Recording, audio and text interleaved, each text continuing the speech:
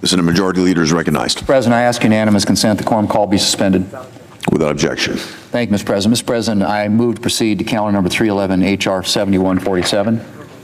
The clerk will report. Motion to proceed to calendar 311, H.R. 7147, an act making further consolidated appropriations for fiscal year ending September 30, 2026, and further purposes. Mr. President, enough is enough. Republicans have bent over backward to negotiate with Democrats. And now Democrats need to get serious about funding the Department of Homeland Security. Well, let's just review things for a minute here, Mr. President. In January, Republicans and Democrats in the House and the Senate reached an agreement on the Department of Homeland Security funding bill, including a number of reforms: de-escalation training for immigration and customs enforcement officers, increased funding for body cameras, and increased oversight of border security and immigration enforcement funding. The Democrats reneged on that agreement. Republicans said, okay, we'll reopen negotiations. The White House offered up a robust list of additional reforms. The Democrats said no. And then over the weekend, Democrats suggested that they would agree to fund the entire department with the exception of immigration enforcement operations. And we offered them a bill to do exactly that. And Democrats still refused. Mr. President, it seems that Democrats have no interest in reaching an agreement. Many of them are perfectly willing to leave the Department of Homeland Security unfunded for the long term. They claim that they want to fund the department. They claim that they're concerned about TSA officers and others working without pay. But, Mr. President, talk is cheap, and their actions belie their words. If Democrats cared about TSA officers, if they cared about Coast Guard employees, if they cared about the vital work of the Department of Homeland Security, then they would be getting serious about closing a deal, not ceaselessly offering up the same unchanging list of demands like a broken record or a particularly nightmarish version of Groundhog Day. Mr. President, last fall, Democrats shut down the entire federal government for a record-breaking 43 days. Their Department of Homeland Security shutdown is now on its 41st day, which means that thanks to Democrats, TSA agents have spent almost half of the fiscal year working without pay. Let that sink in for a minute, Mr. President. Thanks to Democrats, TSA agents have spent almost half of this fiscal year working without pay. It's no wonder they're quitting in droves. Or that, as an NBC article yesterday reported, they've been reduced to things like selling blood and plasma. Yep, blood and plasma. That's from an NBC article, just to get by. And all of this, Mr. President, all of this because Democrats have been unwilling to consider anything other than what they think will serve them politically. Mr. President, Republicans are at the table. We've been at the table. And now it's long past time for Democrats to get serious. How much worse do things have to get? How many more Americans have to suffer before Democrats do their jobs and work with Republicans to fund the government? Mr. President, just where do Democrats stand on voter ID? Pretty darn hard to tell. I mean, we spent years hearing from Democrats how voter ID, I should say, is a tool of voter suppression. As recently as mid-February, the Democrat leader was decrying voter ID. And then suddenly Democrats started hedging their bets. Wait. Of course Democrats support voter ID. Democrat after Democrat has been claiming. And photo ID specifically. The Democrat leader said last week, and I quote, "Our objection as Democrats is not to a photo ID," end quote. Except, is that true, Mr. President? Is that really true? Because on Tuesday, the Democrat leader came down to the floor and made it very clear that he at least does object to photo ID. We need, in his words, inclusive voter ID options, like leases or utility bills or debit cards or photocopies thereof. He's apparently okay with the demand for photo ID in a million other situations, from boarding a plane to signing your kid up for school to opening a bank account. But heaven forbid that we ask Americans to produce the same ID they produce all over town when they go to the polls. It's not inclusive. Other Democrats have acted similarly, paying lip service to voter ID and photo ID in particular, but backpedaling the minute actually supporting voter ID legislation comes into question. Senior Democrat from New Jersey was on CNN Tuesday and said that he would support a voter ID bill until he was pressed on that commitment. And then he suddenly started avoiding the question. The junior Democrat senator from Georgia boldly claimed, and I quote, "I think you should have to prove that you are who you say you are before you vote. I support voter ID," end quote. Then he went on to knock the voter ID requirements under discussion. And Mr. President, just to give you an example of some of the, this actually is quite revealing. Here are quotes from 1, 2, 3, 4, 5 Democrats. This one, who could be against that, requiring an ID to vote? That from a couple of days ago. Here's the senator from Arizona. If people want to adopt the Arizona way, which is strict voter ID, I think that would be fine. That was about a week ago. Senator from Rhode Island, I represent a state that has a sensible voter ID law and that regularly reviews its voter rolls. This approach has been extremely effective. That again, just a few days ago. And as then I said as the Democrat leader, and this is 10 days ago, Democrats support voter ID. Senator from Michigan, and I quote again, hopefully all Americans are in agreement about voter ID. That from a week ago. There's the other senator from Georgia. Again, and I quote, we have voter ID laws in my state. You should have to prove that you are who you say you are before you vote. That is basic, end quote. That also from about a week ago, Mr. President. So the question is, will Democrats vote the way they talk? Well, Mr. President, today, they're going to get a chance to support voter ID without supporting the Save America Act. We're going to have an amendment. We're going to have an amendment vote on a clean voter ID bill. The only thing the amendment would do would be to require a photo ID at the polls, a driver's license, a tribal ID, a military ID, a veteran ID, a passport.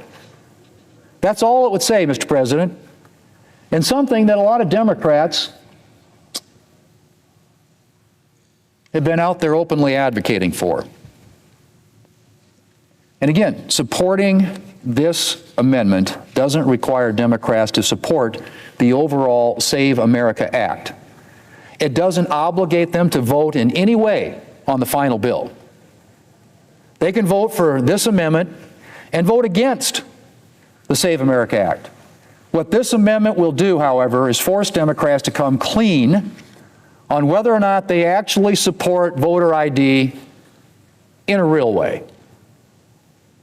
Not photocopies of debit cards or utility bills, as Democrats once proposed. Real IDs with photos issued by states or the federal government. The kind of IDs Americans use all the time in their daily lives. The kind of IDs that polls show Americans overwhelmingly support.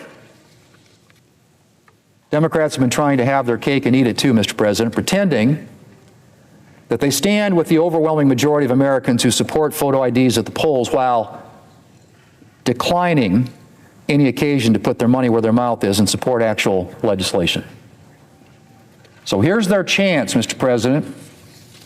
If Democrats are being honest, if they really think that showing an ID is, quote, reasonable, as the Democrat whip claimed, then they can support this clean photo ID amendment. Clean, Mr. President. No other provisions, just a requirement to show the same kind of photo ID at the polls that Americans show elsewhere on a daily basis. No obligation to vote for the overall bill, no statement on the overall bill, just a clean photo ID provision. Mr. President, I look forward to seeing where Democrats really stand. Mr. President, I yield the floor and I suggest the absence of a quorum. Clerk will call the roll. Ms. Alster-Brooks.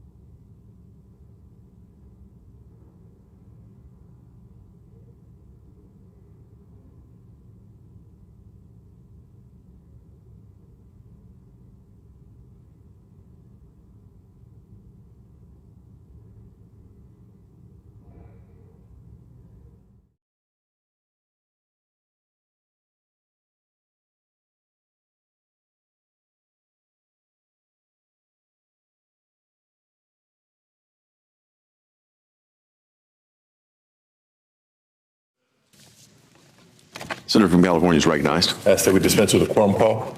Without objection.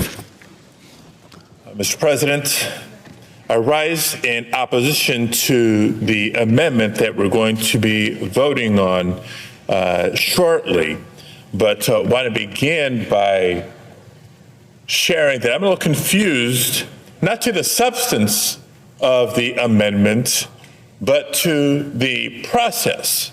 I think we just heard a few minutes ago the majority leader suggest that it was going to be a clean vote on a voter ID measure, when, as I see it, it is a standalone amendment with language that's already in the underlying bill.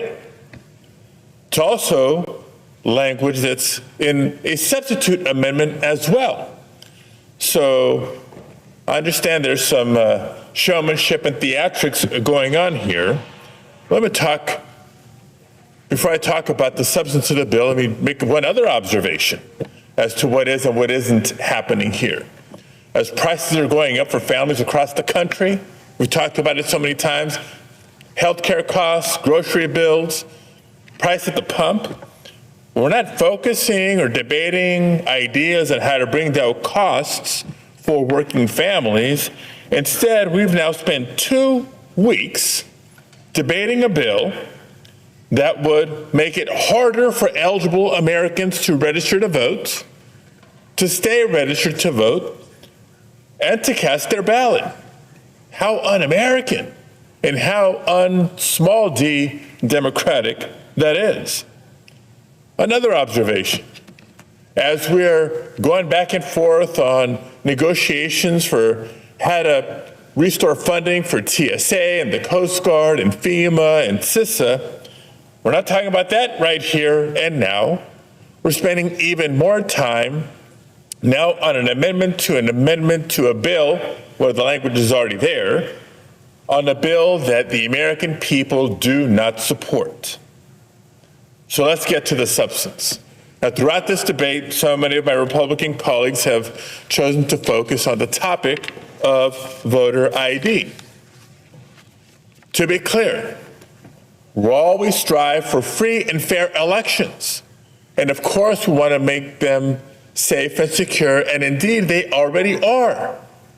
Report after report, study after study, audit after audit shows that the rate of voter fraud is exceedingly, exceedingly rare. And so what does that tell us? It tells us that existing laws, existing safeguards are working. To suggest otherwise is fundamentally inaccurate. A simple way of saying it is, it's a lie. It's a big lie. A big lie that's been used as a pretext for so many bad things in this country coming out of this administration. What this bill would do, the amendment to the bill, same language, what this effort would do is block common forms of IDs, veterans' IDs, veteran service members can't use that ID after their service and sacrifice to our nation. Sorry, that's not enough to allow you to exercise your right to vote. Student IDs, also not good enough. Tribal IDs without expiration dates, some do, many do not have expiration dates on their tribal IDs. That's not enough to allow you to participate in our democracy, even though you are eligible. But wait, there's more. This so-called voter ID amendment would also impose new requirements on the tens of millions of Americans who choose or rely on voting by mail. The majority leader also suggested that, well, through this amendment, it's simply a requirement to show a voter ID at the polls. As I read the bill, it's very clear. This would result in requiring voters to include a photocopy of their ID with their mailed ballot. This is a new, additional, and unnecessary obstacle to a very popular form of voting. How popular? In the 2024 election, 48 million voters chose to vote by mail. And in case you missed the breaking news a couple of days ago, President Trump once again voted by mail in the special election in Florida. So what is it? Good enough for the president, but not good enough for the rest of us? Secure enough for the president, but not secure enough for the American people? Think about what a voter would have to go through with this new requirement. Okay, you have your ID. Now you got to go find a copy machine, because most people don't have a copy machine at home. Include a copy of your ID along with your ballots. And we've been telling people, because of so many frauds and scams that are common, to protect their personal information. Be careful with it. And now we're saying, let's add copies of our ID and put it into the mail. Give me a break. This is not a requirement in Ohio or in Florida or Texas or South Dakota or not even in Utah, where voting by mail is very popular. And states that have voter ID, this is not a requirement in those states. So why is it now so urgent and necessary to impose this on voters across the country? The more I think about it, the more it's clear. This is an ongoing concerted effort to make it harder for people to vote. Now, we've seen what happens when strict voter ID requirements are imposed in our elections. We don't have to speculate. We've seen what's happened in New Hampshire. I spoke to that experience a few days ago here on the floor. We've seen what's happened in the state of Kansas. I spoke to that on the floor of the Senate just a few days ago. That's the real world impact of policies and proposals like this, making it harder for eligible Americans to vote. And it also threatens to throw this year's elections into chaos, because if this were to pass and this president signed it into law, this law would go into effect immediately. It's not just about the November midterm elections, there's primary elections that are already underway. So how do you implement that with no transition period? No additional resources to help state and local governments actually implement the new requirements of the law. You're going to require a voter ID, but not create a mechanism for all eligible voters to obtain a free, easily available ID so that they don't lose their right to vote. And all this is being done without the most basic level of review. That's right. What's before us has not had a hearing in either the House of Representatives or here in the Senate. No input from state and local elections officials who actually administer elections. You don't overhaul election systems this fundamentally without hearing from elections officials and experts in this field.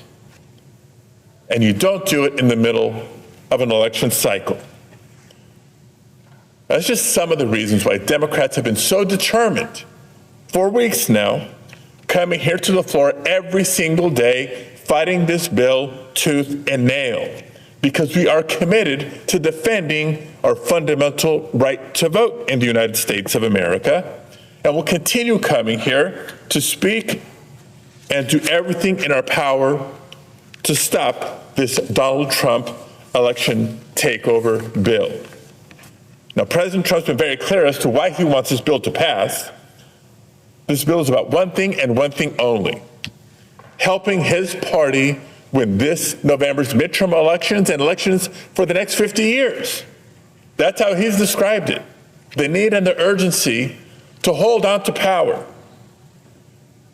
And this bill is about more than just voter ID. This bill would ban voter registration drives.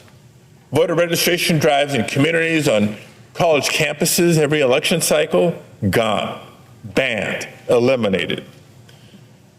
This bill would also force states to hand over to the Department of Homeland Security the sensitive information of every voter in America, which would result in voter purges. Again, not speculating, it's happening already. And before anyone suggests that this is a partisan issue, Democrats are just opposed to it because it's a blue state versus red state thing, not true.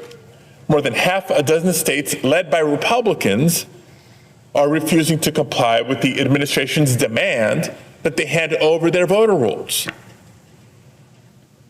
Colleagues, this is a voter suppression bill, plain and simple. The effect of it would be that fewer people participate in our democracy. We should be working to have more people participate. We can and we do while keeping it safe and secure. This bill takes us in the wrong direction. This bill means more barriers for working families, for seniors, for students, and others. It means a step backwards at a time when we should be making participation easier, not harder. Colleagues, it's our responsibility and a powerful obligation to protect the right to vote in America. And if you're willing to live up to that, join me. I urge you all, vote no on this amendment. Thank you, Mr. President. I yield.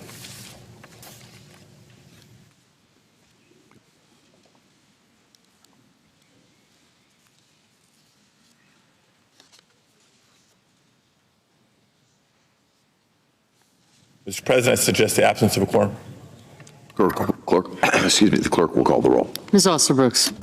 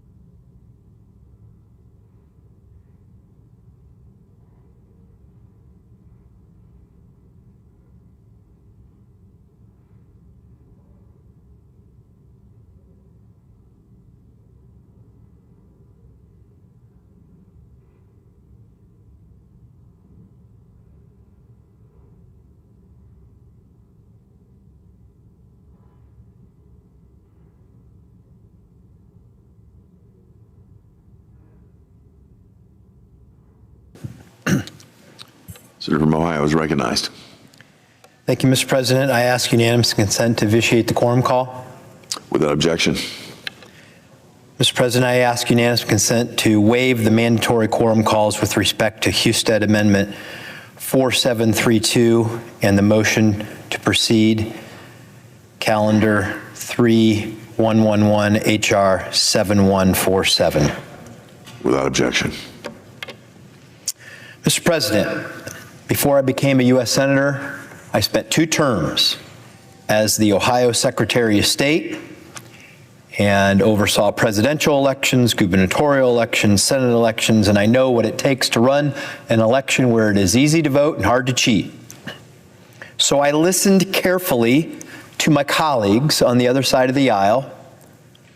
They've said that they don't object to photo ID, only the other provisions of the Save America Act.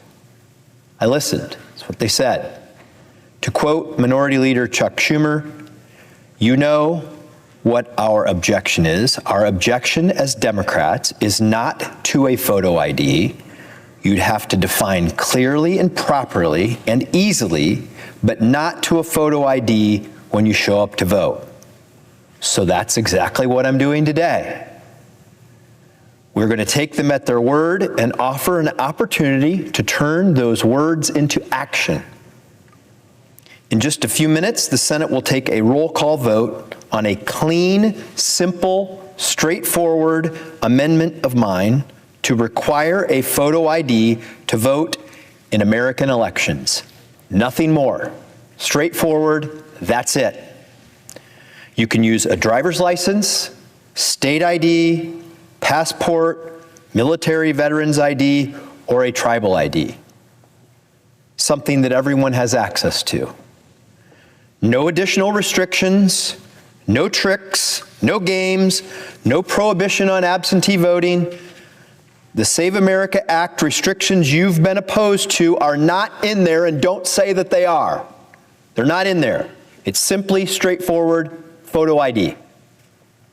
36 states already have some form of voter ID law in place. This proposal isn't theoretical.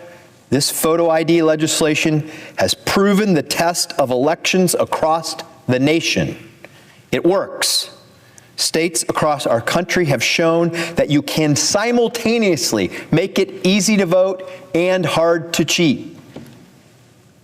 Georgia, Wisconsin, New Hampshire, all along with my home state of Ohio, have photo ID requirements, just to name a few. That standard is in this amendment.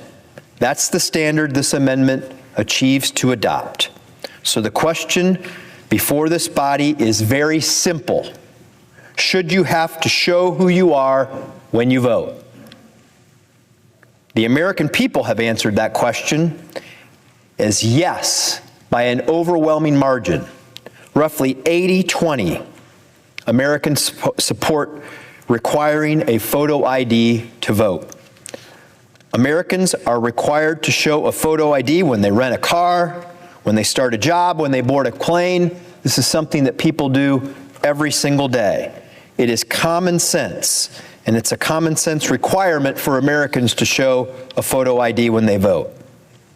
This is a clean vote. If you oppose this amendment, then let's be honest. It's not the other provisions in the Save America Act that you oppose. You object to photo ID itself, because that's what this vote is. Simply straightforward photo ID. Americans deserve confidence in elections supported by integrity measures like photo ID. It's time to set a nationwide standard for election integrity, and a yes vote on this amendment will do that. Mr. President, I yield the floor.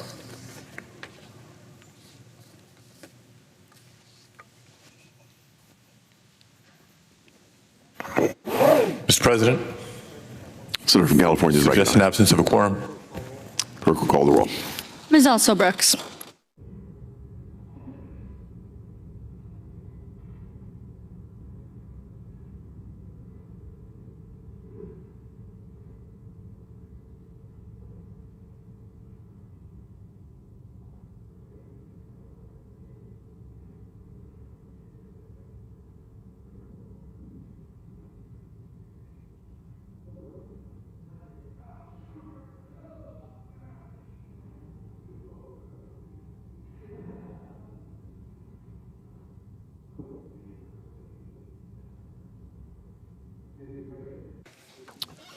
Democrat leader will be recognized. Quorum. Ask unanimous consent the quorum be dispensed with. Without objection. Well, Mr. President, today Senate Republicans are once again wasting time on voter suppression instead of paying TSA. Republicans have an amendment on the Senate floor dressed up as what they call common sense voter ID. But let's be very clear what this amendment is. It's a wolf in sheep's clothing, and it's a giant cover-up to cover up what their bill really does, which is dramatic voter suppression, kicking 20 million or more people off the rolls without their knowledge or consent. The point here is not at all about voter ID. In fact, 99% of the SAVE Act doesn't talk about voter ID. Most of their bill is kicking people off the voter rolls and making re-registering, once you're kicked off, a bureaucratic nightmare, an almost impossibility for many people. And once again, the public saw the SAVE Act for what it really is, a voter suppression bill. And once that happened, Republicans had to do something. So they cobbled together this amendment as a cover-up. It was never in the original bill. And now they pretend it's reasonable policy on voter ID. But let's get to the facts. The amendment Republicans are pushing today would impose the single strictest voter ID law in America, stricter than Texas, stricter than Florida, stricter than any state in the country. Republicans are calling this amendment common sense. But if it's so common sense, why is it stricter than what every single red state already offers? Many states already have rules in place for voter ID, and every state has some method to verify the identity of voters. Republicans pretend like states don't have backup verification systems, backups to those backups, and redundancies in place to ensure that our elections are safe and secure. But we do. And it's why voter fraud, this whole bill is hidden cover-up, because they say they need to stop voter fraud. There isn't any to mention at all. That's how absurd this is. The Heritage Foundation, a right-wing conservative organization, studied voter fraud and found only 77 cases of non-citizen voter in 24 years. And we're going to upend our whole system of how people register to vote for that because of those 77 cases in 24 years. Just 0.04% of voter verification cases are returned as non-citizens. Now you see what the Republicans are doing. It's what Trump said. They want to determine who should vote, and Trump wants people, Noam said it as well, the only people who should vote are people who agree with them. It's disgraceful, disgusting.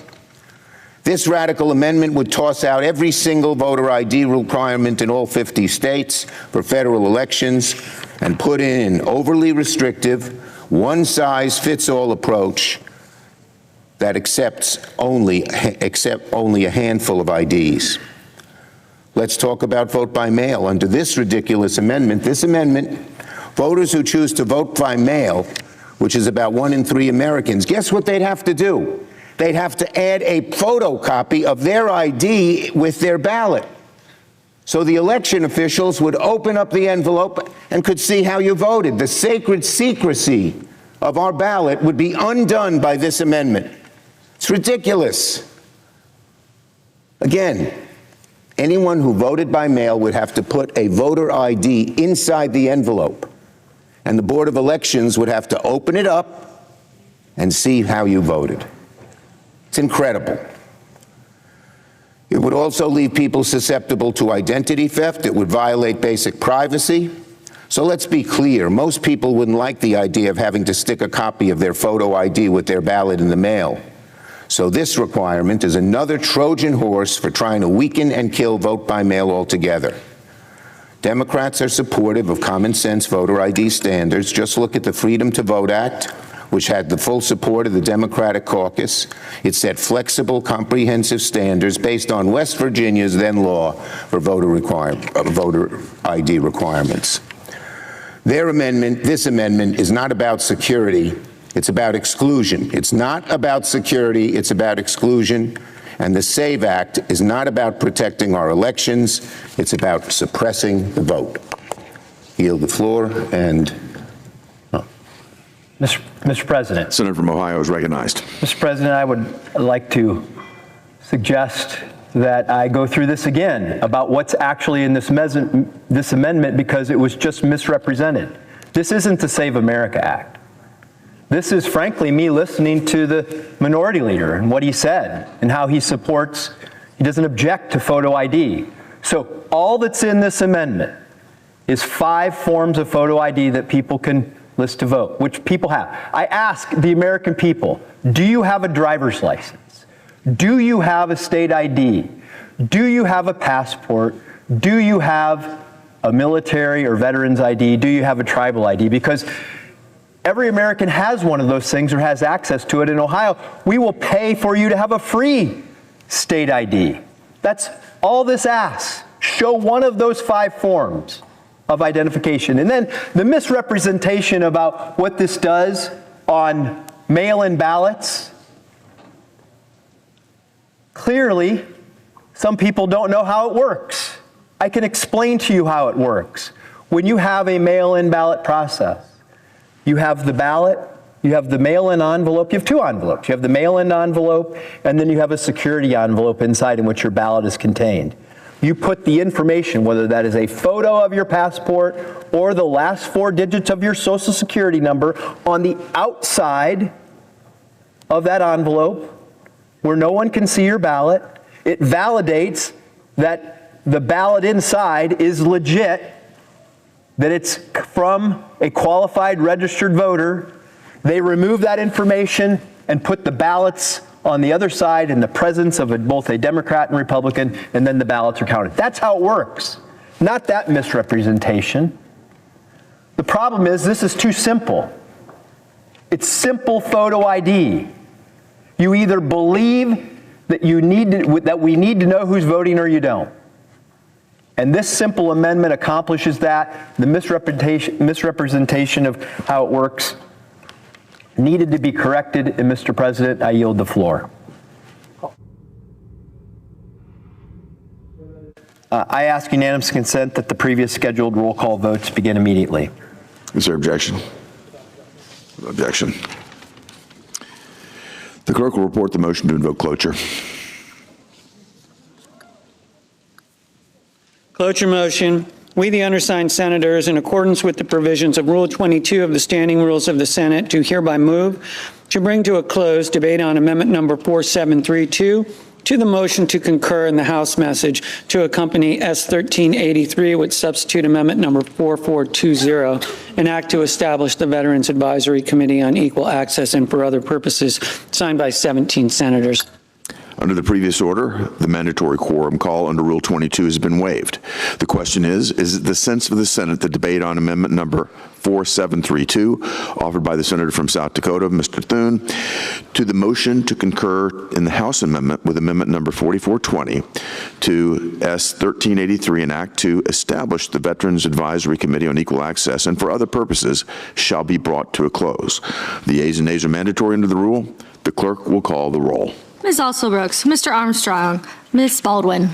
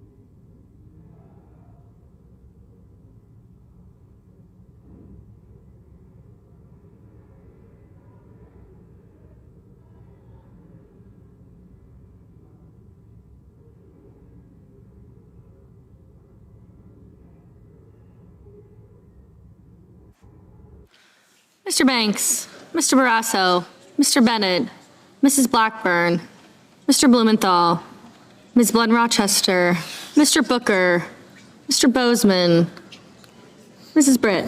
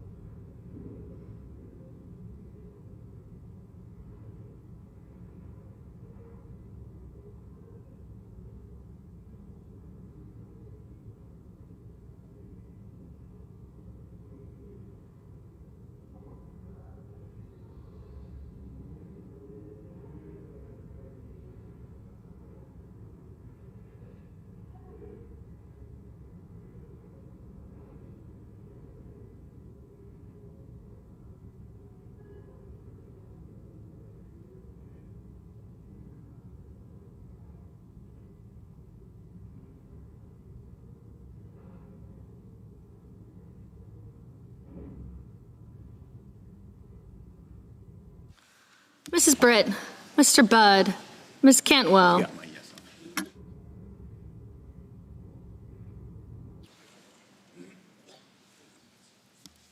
Mrs. Capito, Mr. Cassidy, Ms. Collins,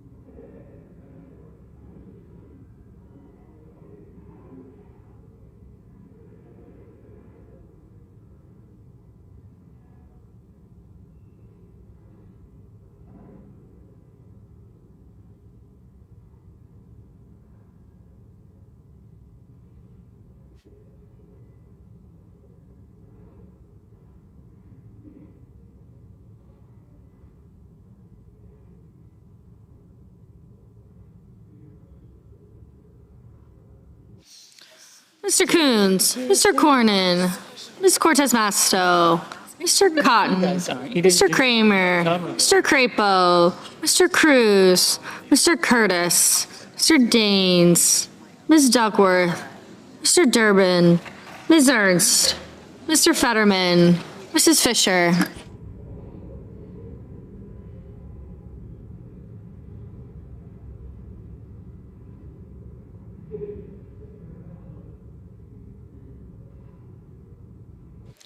Mr. Gallego, Mrs. Gillibrand, Mr. Graham, Mr. Grassley, Mr. Haggerty.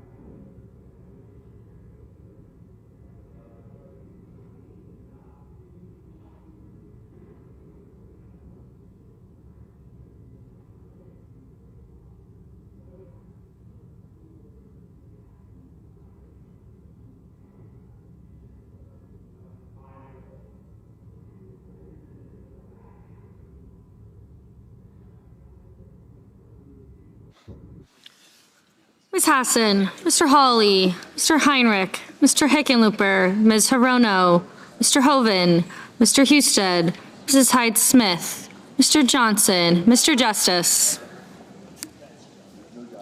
Mr. Kane, Mr. Kelly, Mr. Kennedy, Mr. Kim, Mr. King, Ms. Klobuchar, Mr. Langford, Mr. Lee, Mr. Lujan, Ms. Lummis, Mr. Markey, Mr. Marshall, Mr. McConnell,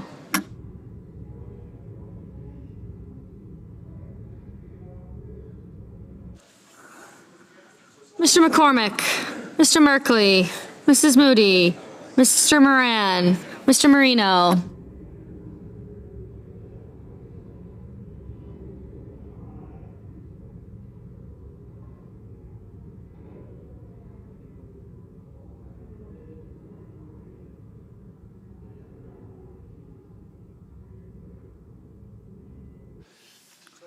Ms. Murkowski, Mr. Murphy, Mrs. Murray, Mr. Ossoff, Mr. Padilla, Mr. Paul, Mr. Peters, Mr. Reed,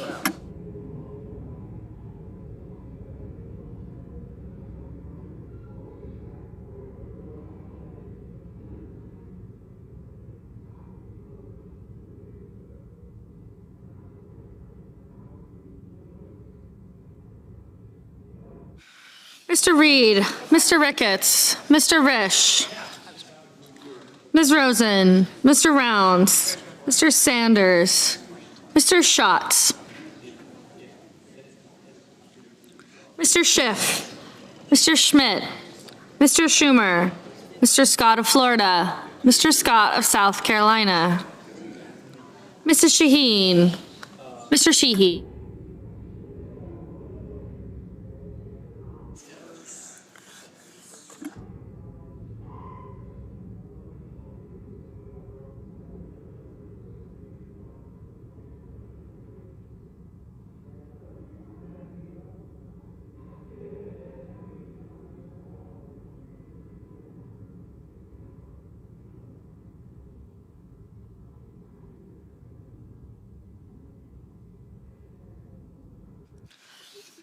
Ms. Lotkin, Ms. Smith, Mr. Sullivan, Mr. Thune, Mr. Tillis, Mr. Tuberville.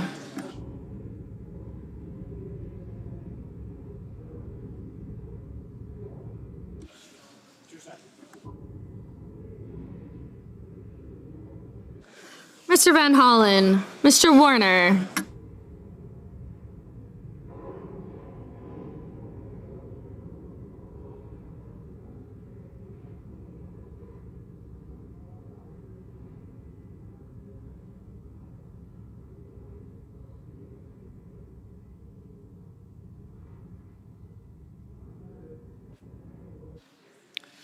Mr. Van Hollen, Mr. Warner, Mr. Warnock, Ms. Warren, Mr. Welch, Mr. Whitehouse, Mr. Wicker, Mr. Wyden, Mr. Young.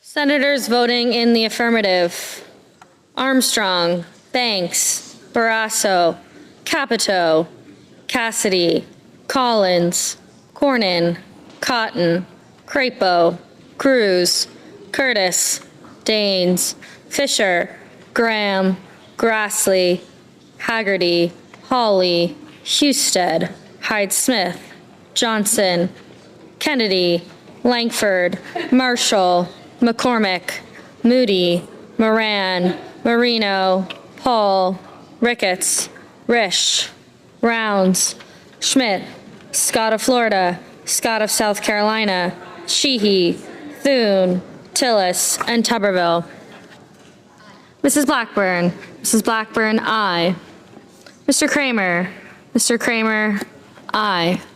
Senators voting in the negative: also Brooks, Baldwin, Blunt Rochester, Booker, Cantwell, Cortez Masto, Duckworth, Durbin, Gillibrand, Hassan, Hickenlooper, Hirono, Kane, Klobuchar, Merkley, Murphy, Murray, Ossoff, Padilla, Reed, Rosen, Schiff, Schumer, Shaheen, Smith, Van Hollen, Warren, Whitehouse, and Wyden.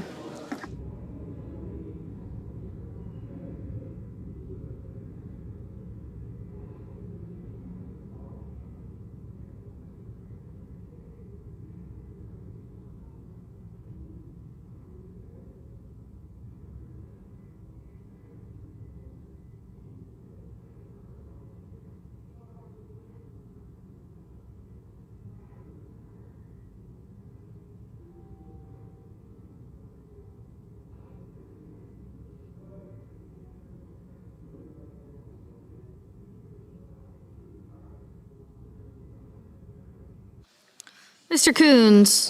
Coons, no.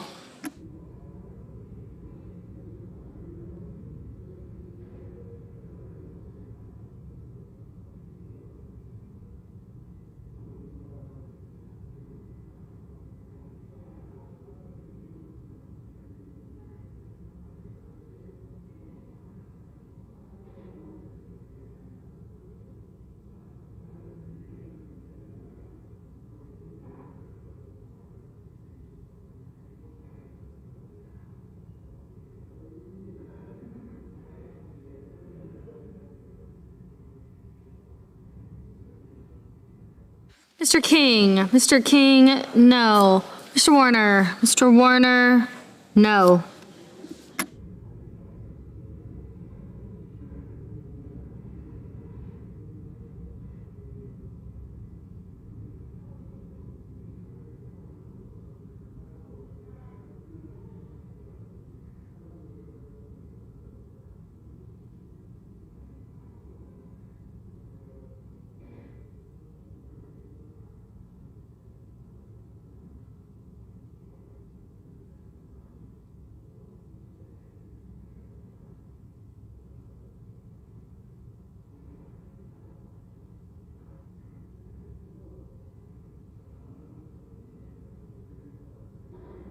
Mr. McConnell. Mr. McConnell, aye.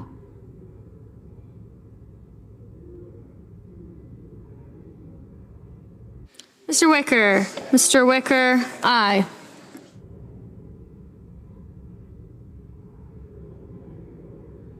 Mr. Markey. Mr. Markey, no.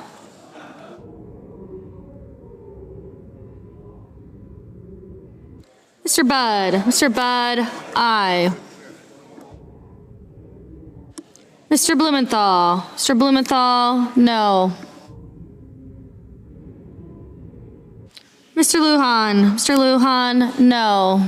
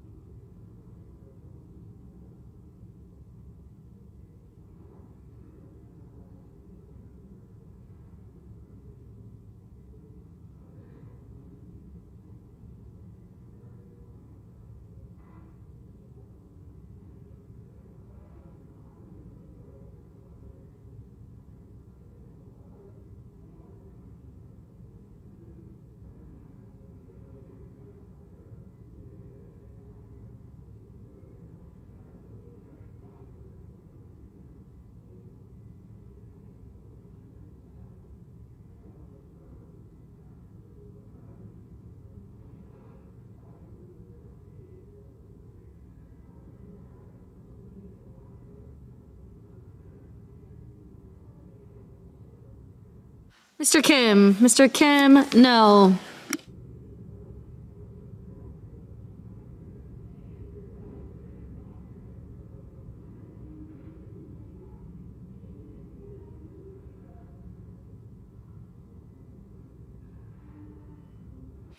Mrs. Britt. Mrs. Britt, aye. Mr. Sullivan. Mr. Sullivan, aye.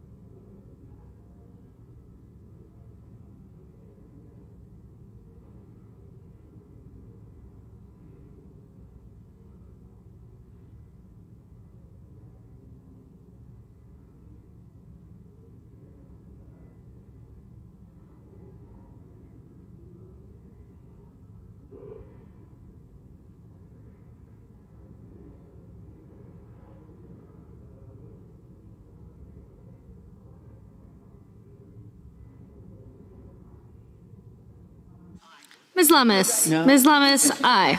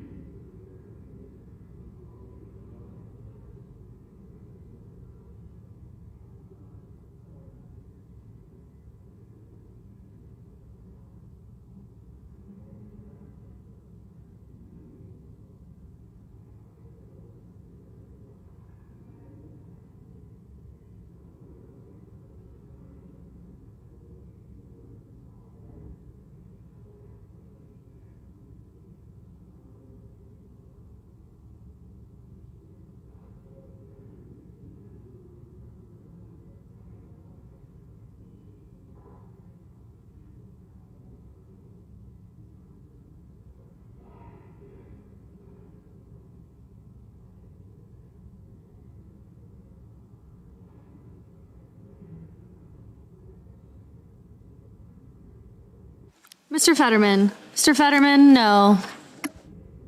Ms. Slotkin. Ms. Slotkin, no.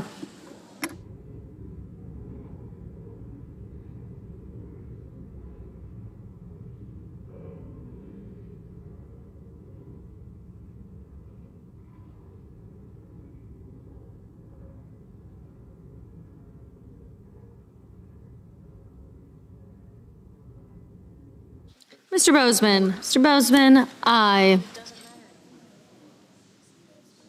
Mr. Welch. Mr. Welch, no.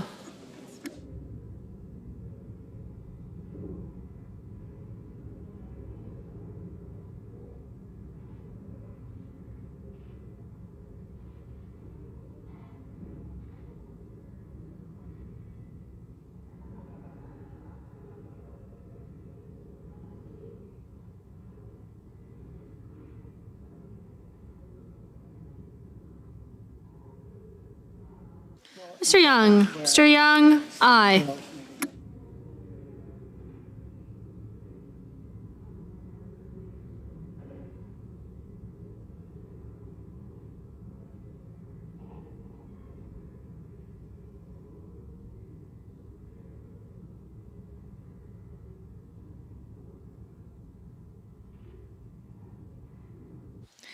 Mr. Heinrich. Mr. Heinrich, no.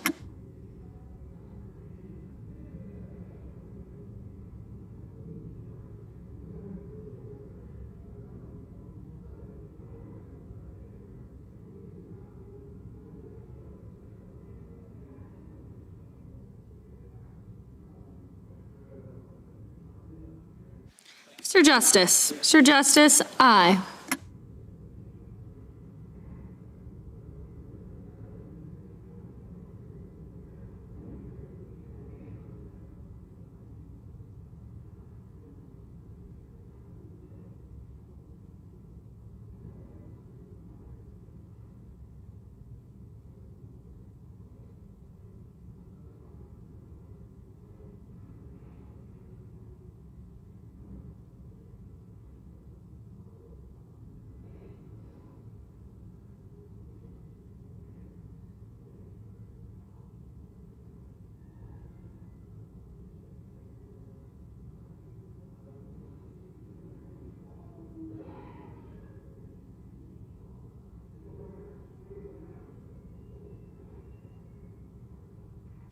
Mr. Hoven. Mr. Hoven, aye.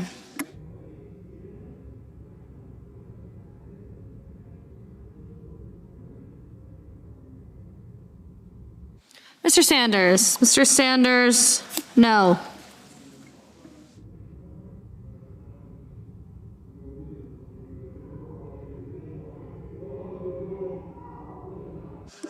Mr. Gallego. Mr. Gallego, no.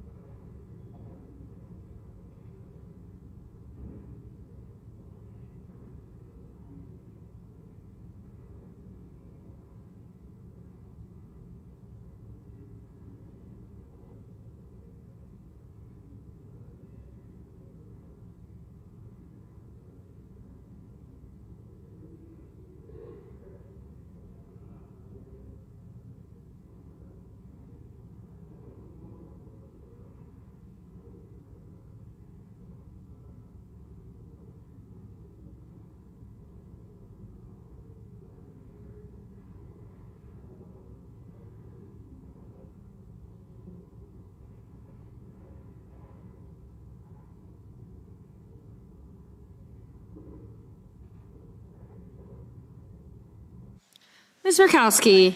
Ms. Murkowski, aye. Mr. Warnock. Mr. Warnock, no.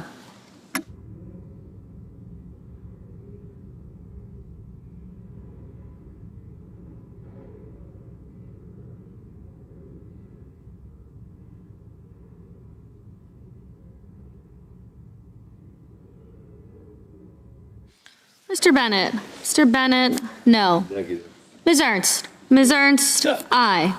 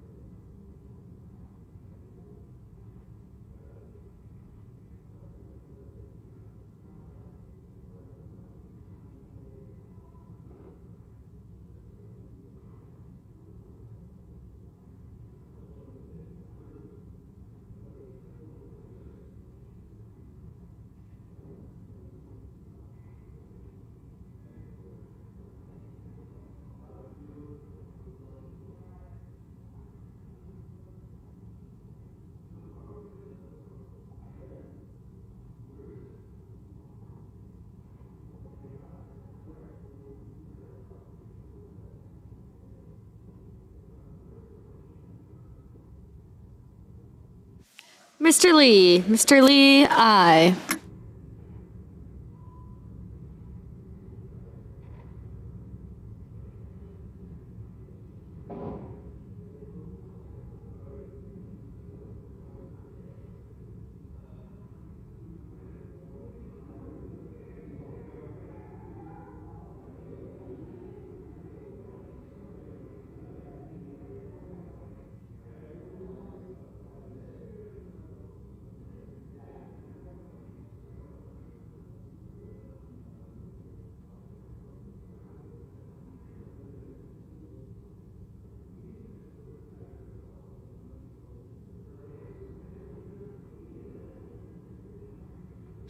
Mr. Kelly, no.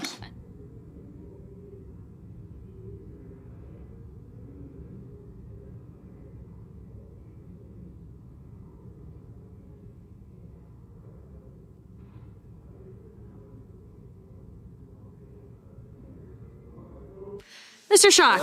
Schatz, no.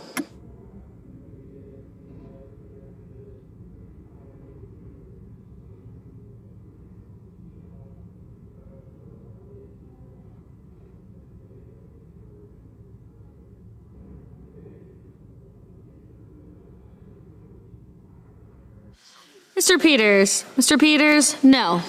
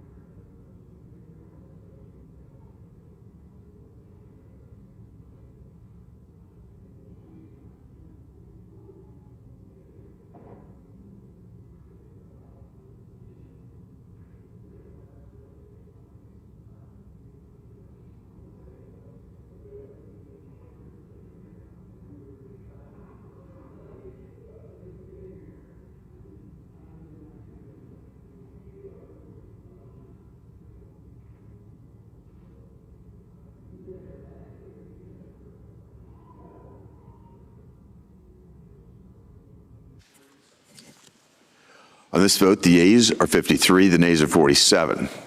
3/5 of the Senate duly chosen and sworn not having voted in the affirmative. The motion is not agreed to.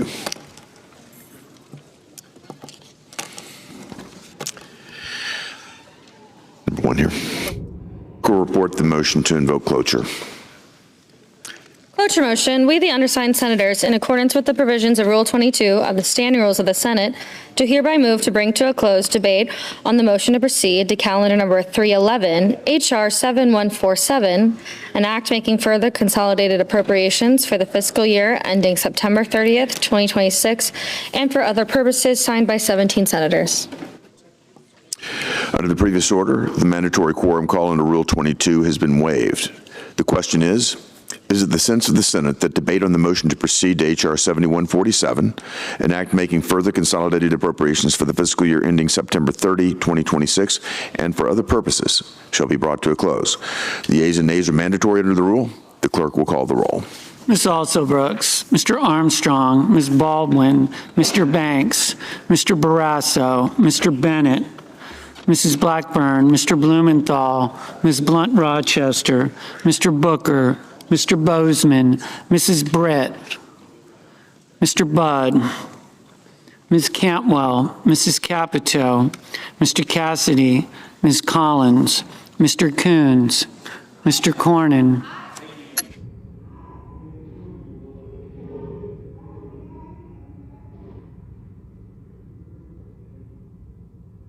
Ms. Cortez Masto, Mr. Cotton, Mr. Kramer,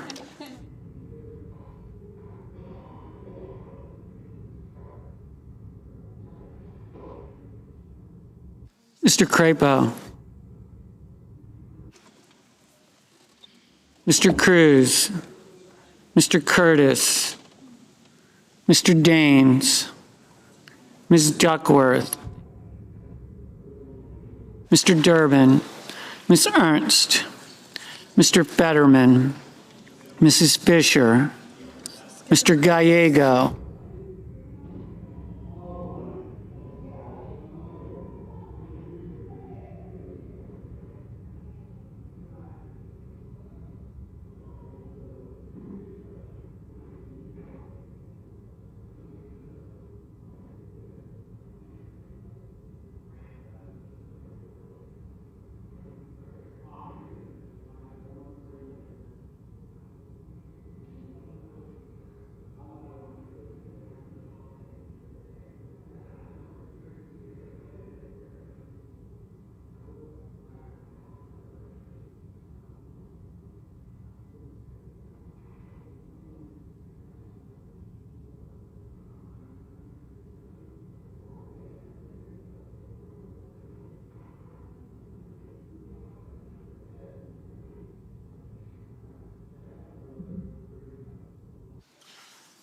Mrs. Gillibrand, Mr. Graham, Mr. Grassley, Mr. Haggerty,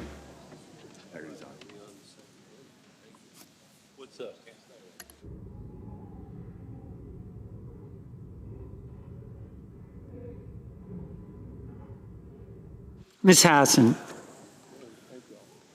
Mr. Hawley, Mr. Heinrich, Mr. Hickenlooper,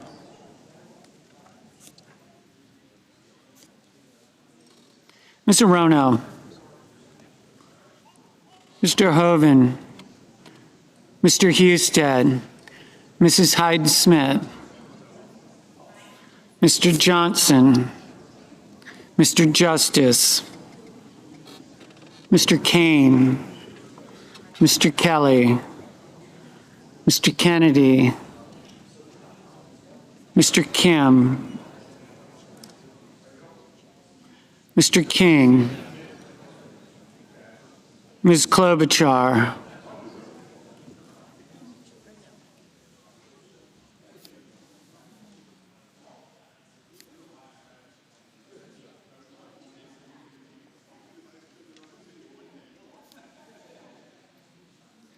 Mr. Langford, Mr. Lee, Mr. Lujan, Ms. Lummis,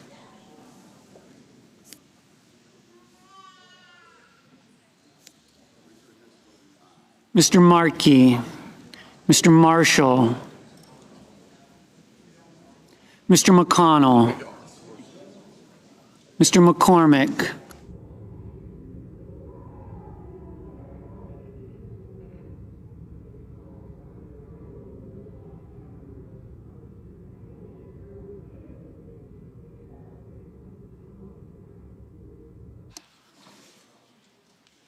Mr. Merkley, Mrs. Moody, Mr. Moran, Mr. Moreno, Ms. Murkowski, Mr. Murphy, Mrs. Murray,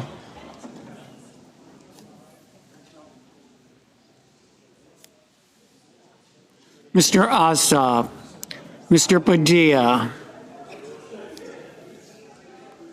Mr. Paul,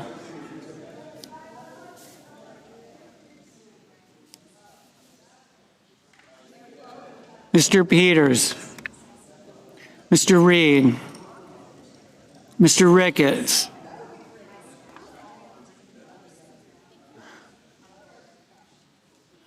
Mr. Risch,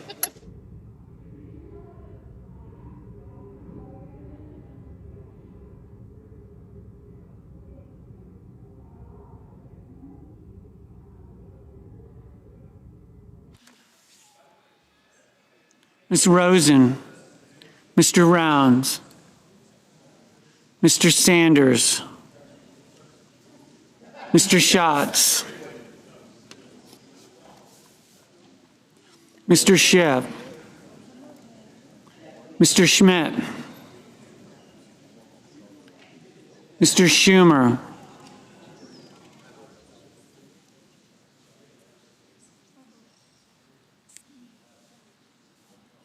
Mr. Scott of Florida,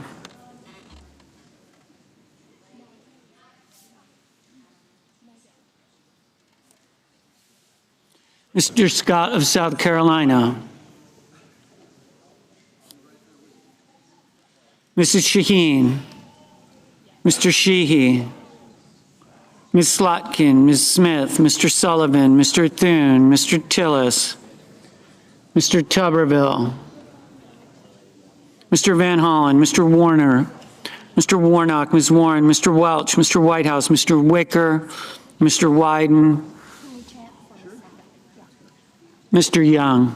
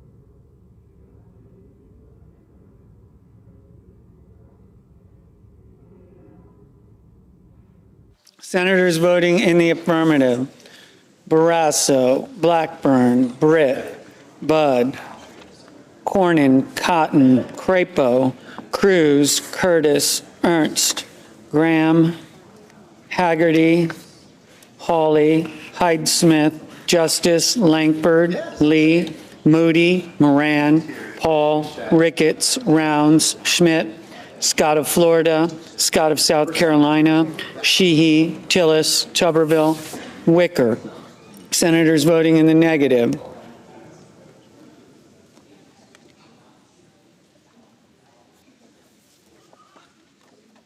Bennett, Cortez Masto, Duckworth, Gillibrand, Heinrich, Kane, Kelly, Kim, Markey, Peters, Sanders, Warnock, Wyden.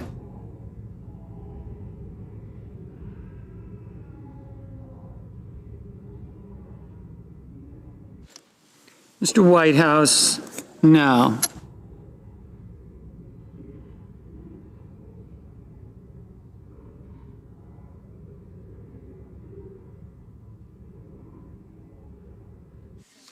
Mr. Gallego, no.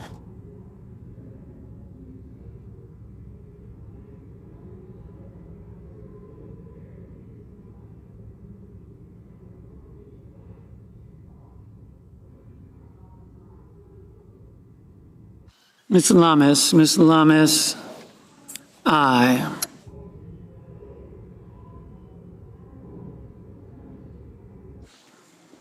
Mr. King, no.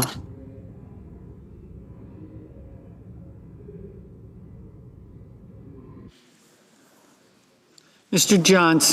Johnson, aye. Mr. Welch, no.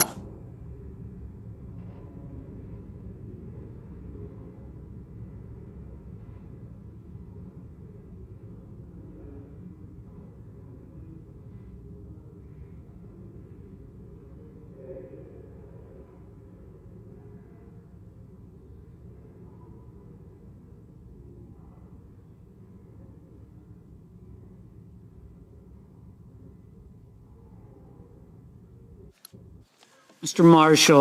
Marshall, aye. Mr. Lujan, no.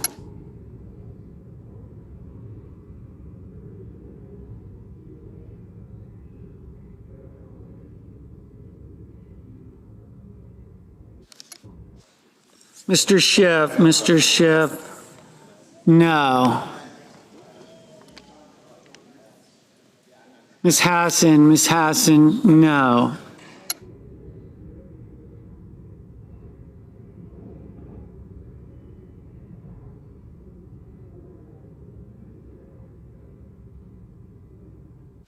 Mr. Reed, Mr. Reed, no. Mr. Blumenthal, no.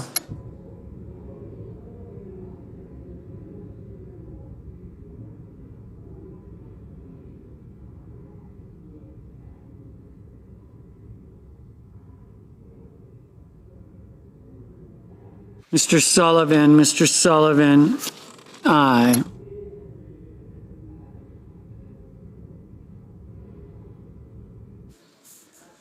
Ms. Alsobrooks, no.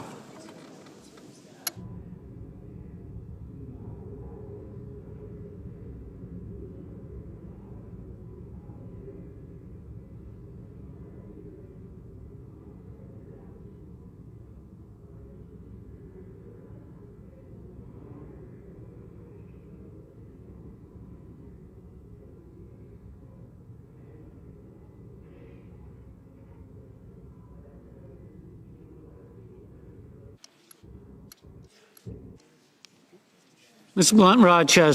Blunt Rochester, no.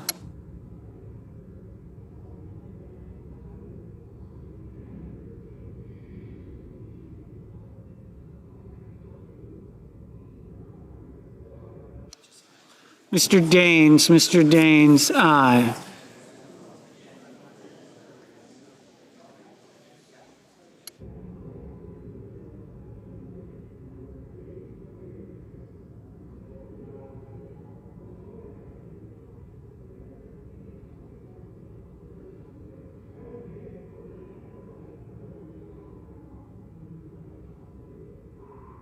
Ms. Rosen, no.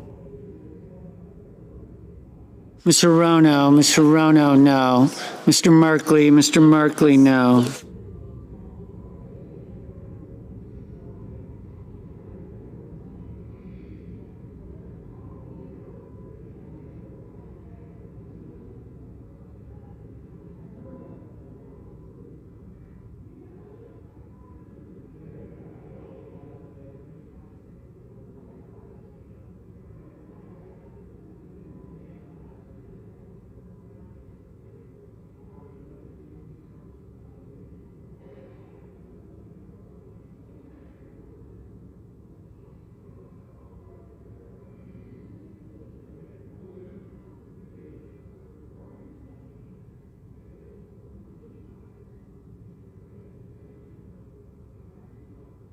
Mr. Grassley, aye.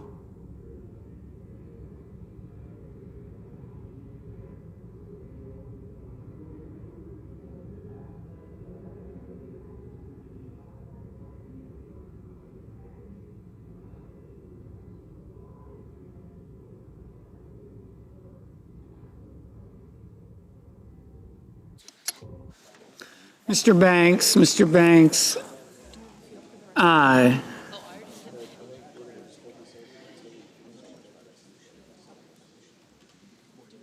Mrs. Shaheen, no.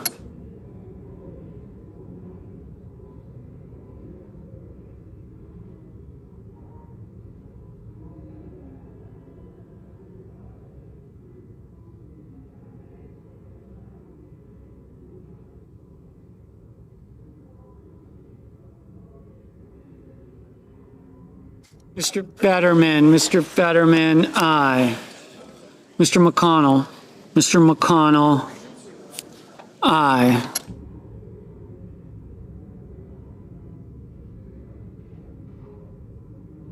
Moreno, aye.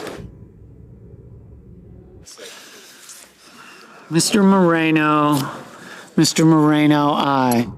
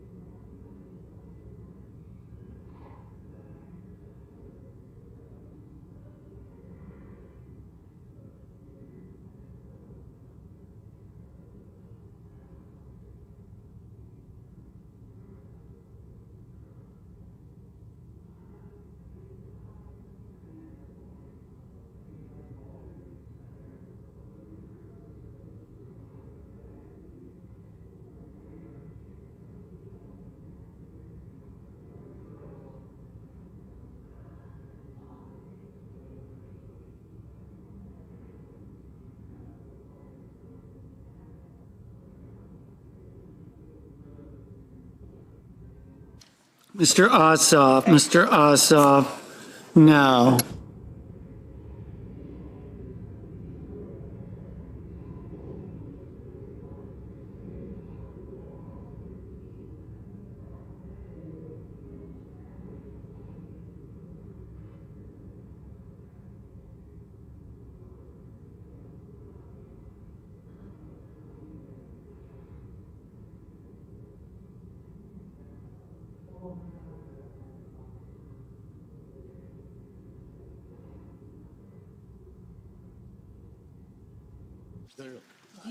Mr. Armstrong, aye.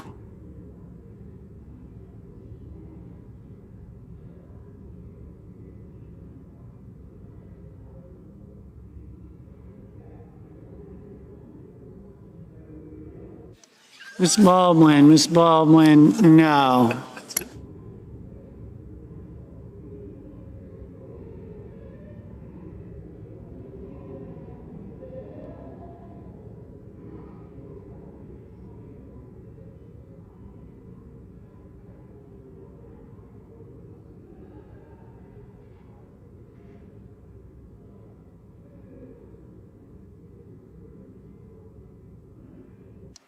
Mr. McCormick, aye.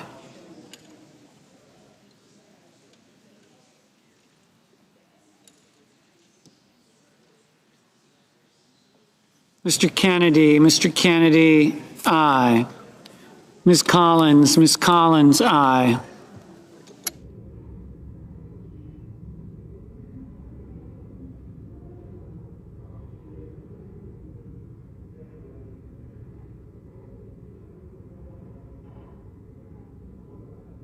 Ms. Cantwell, no.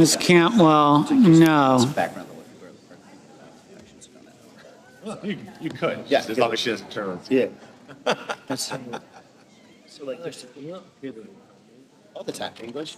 Can you explain about ESL? We're both ESLs. So when you said that ubiquitous, I'm like, ubiquitous. I'm like, okay. Did you know that? No, it wasn't ubiquitous. I know. I know. Ubiquitous? Hold on. These people are very intellectual up here. Yeah. So, hold on. What's the word? Right here. Actually, by the way, I actually did look it up. Ubiquitous.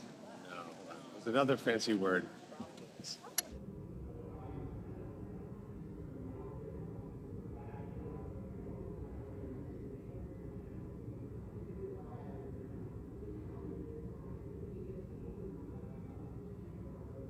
Mr. Durbin, no. Sickliest. How do you say it? Use it in a sentence. No, I can't.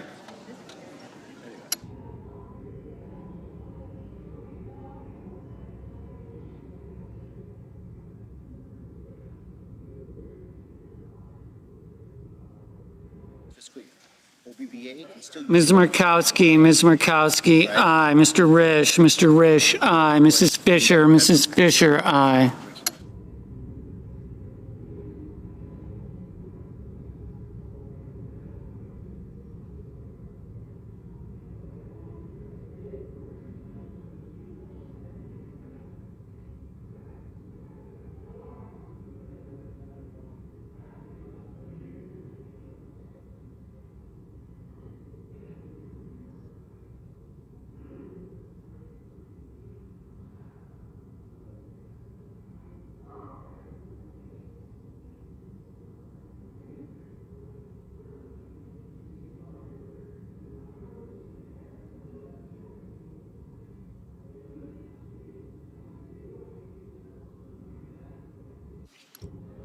Ms. Smith. We're all like, No. like Fugazi. It's just like, it's just.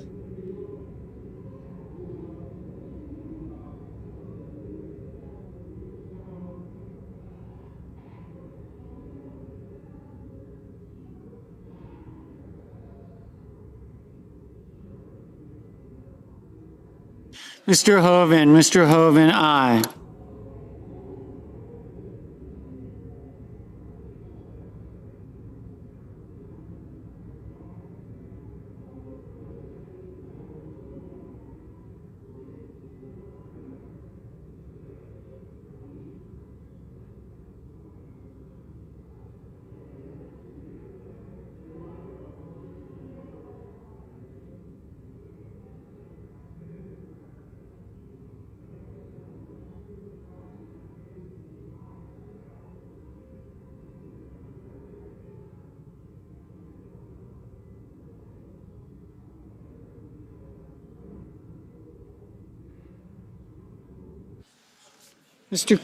Mr. Kramer, aye.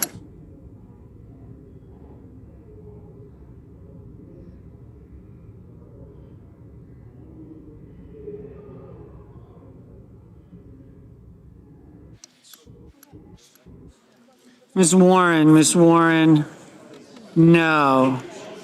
Mr. Van Hollen, no. Mr. Padilla, no.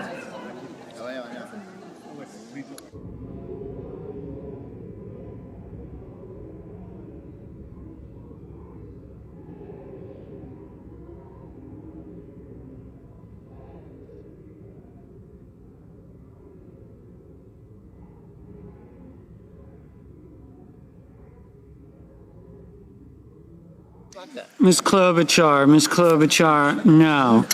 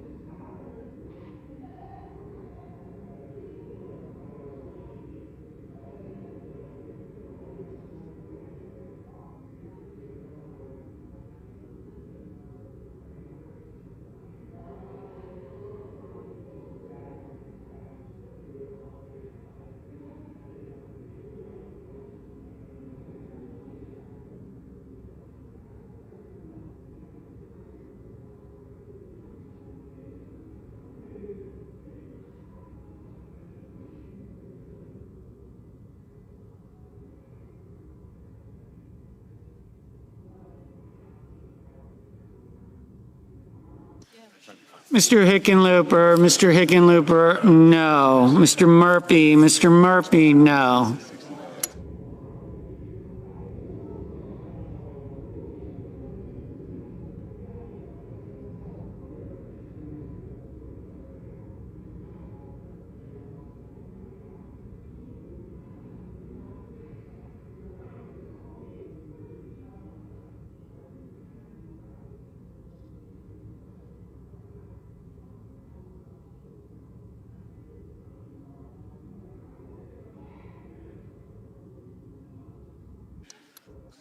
Mr. Bozeman, aye.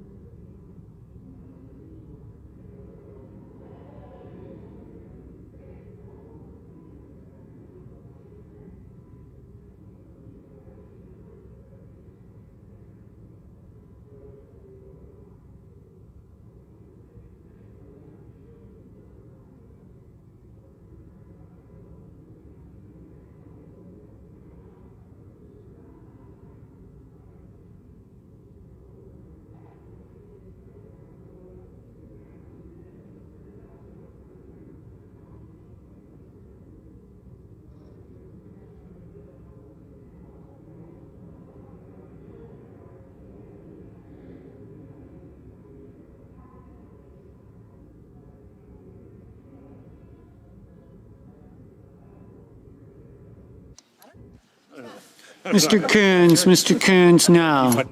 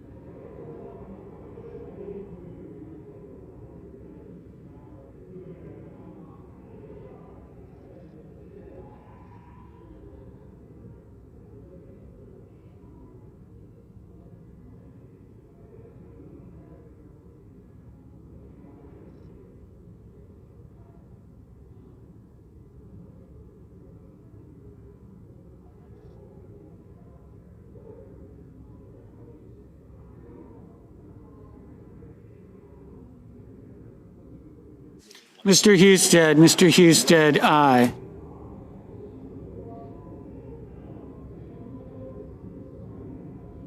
Mr.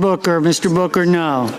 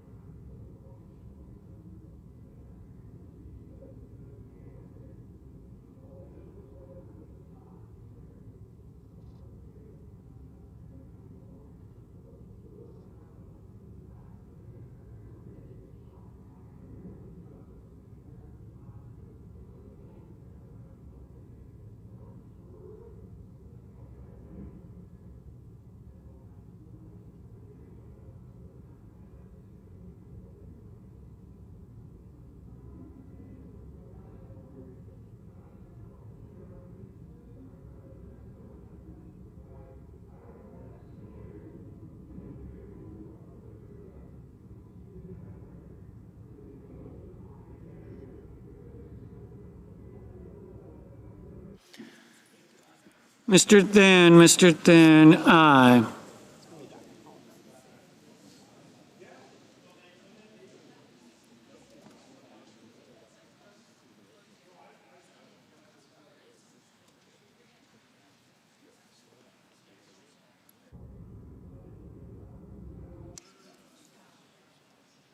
Ms. Slotkin, no. Mr. Young, aye.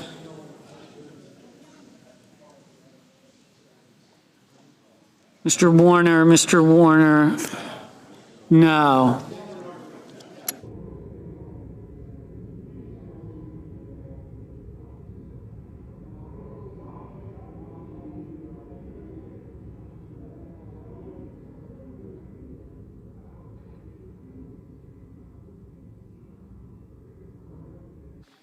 Mr. Cassidy, aye.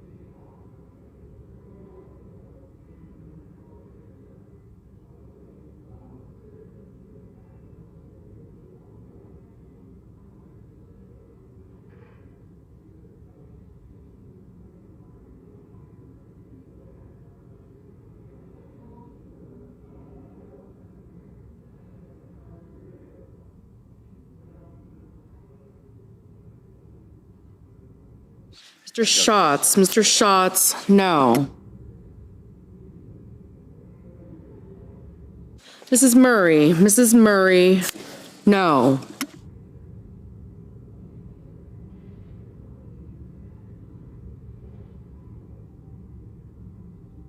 Mrs.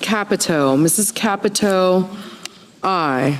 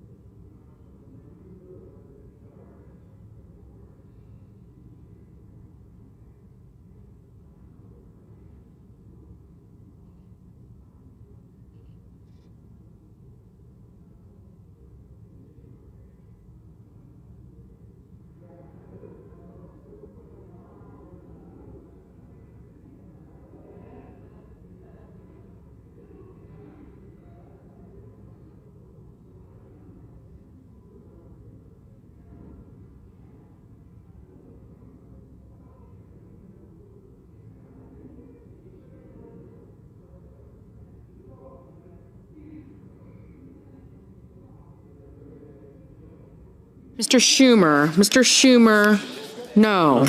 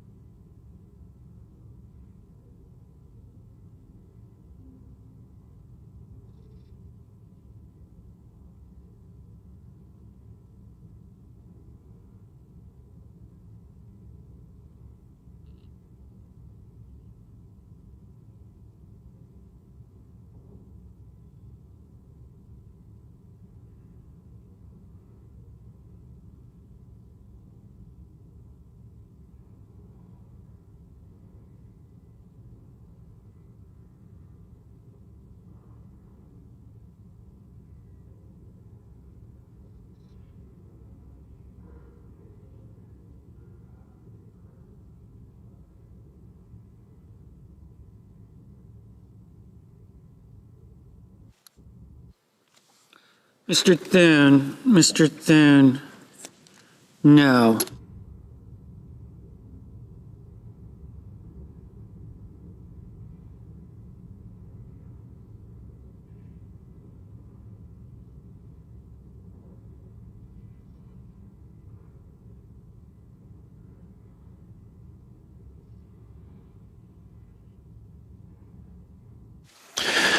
On this vote, the ayes are 53, the nays are 47. 3/5 of the Senate duly chosen and sworn not having voted in the affirmative. The motion is not agreed to. Mr. President. Majority Leader. Mr. President, I enter a motion to reconsider. The motion is entered.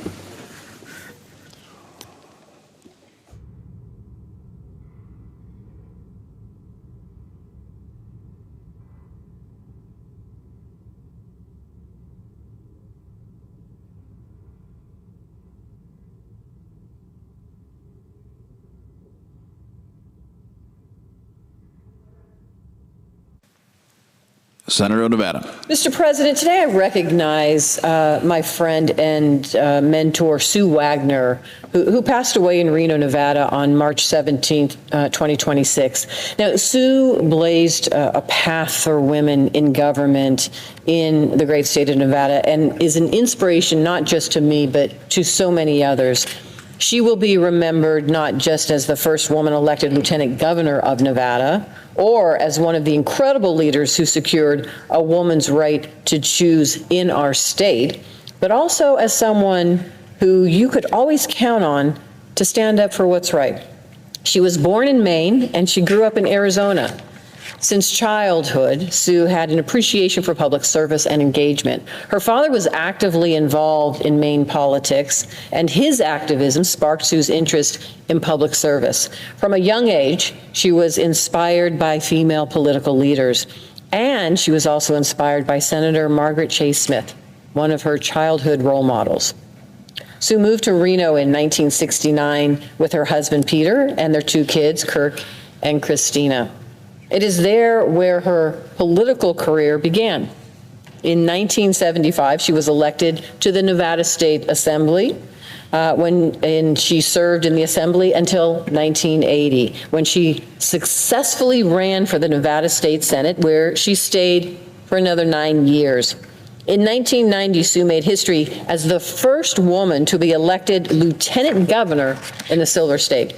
During her political career, Sue supported many causes, including safe houses for abused women, prison system reform, and governmental accountability. She was also a driving force behind the creation of the Nevada Commission on Ethics and the marriage license fee to fund shelters and strengthen safety services for domestic violence survivors. She was especially a champion of women's rights. She fought for a woman's right to serve in public office. She worked to ratify the Equal Rights Amendment, and most notably, she was instrumental in the success of a 1990 referendum in the state of Nevada that helped codify abortion rights into law. She was one of the strongest women I knew. She overcame and survived several personal tragedies. Just months before her election to the Nevada State Senate, her husband Peter died in a plane crash, leaving her a single mother of two kids. And during her 1990 campaign for lieutenant governor, she herself was in a plane crash, leaving her with severe injuries to her back and neck. Despite her misfortune, Sue was resilient and continued to serve Nevadans and lead with grit and integrity. Sue's contributions to Nevada weren't limited to her political career. In 1981, she established a memorial endowment at the Desert Research Institute in Reno, where her husband had been an atmospheric physicist. Through that endowment and her own work as a member of DRI staff for nearly a decade, Sue created opportunities for women in science and fought for funding for environmental studies. She was appointed to the Nevada Gaming Commission in 1997, where she served for 12 years. She also served as the Associate Director of the Great Basin Policy Research at the University of Nevada, Reno. Throughout her career and lifetime, Sue was an advocate for women's rights, for domestic violence survivors. She increased public and higher education funding, environmental conservation, protections for at-risk children, and yes, increased in governmental accountability. Sue had a career to be proud of. She blazed trails that will be her legacy and was beloved by all who knew her. I am honored to have learned from her and be able to call her as a friend and mentor. She empowered me and so many others to become champions for Nevada. I will always be grateful for her friendship, her inspiration, and the decades of service that she gave to Nevada. Her life and legacy have not only left a lasting impression on me, but the entire state. I ask my colleagues to join me in recognizing Sue Wagner and her remarkable legacy. And with that, Mr. President, I notice the absence of a quorum. Clerk will call the roll. Ms. Also Brooks.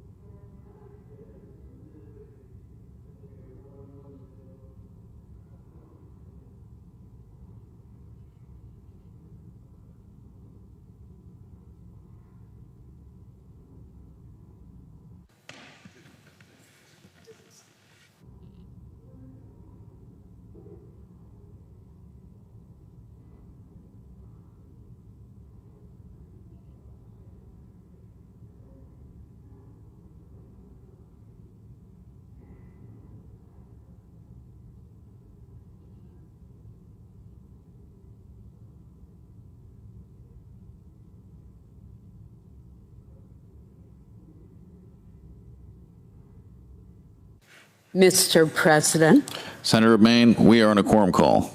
Mr. President, I ask unanimous consent that proceedings under the call be dispensed with. Without objection. Thank you, Mr. President.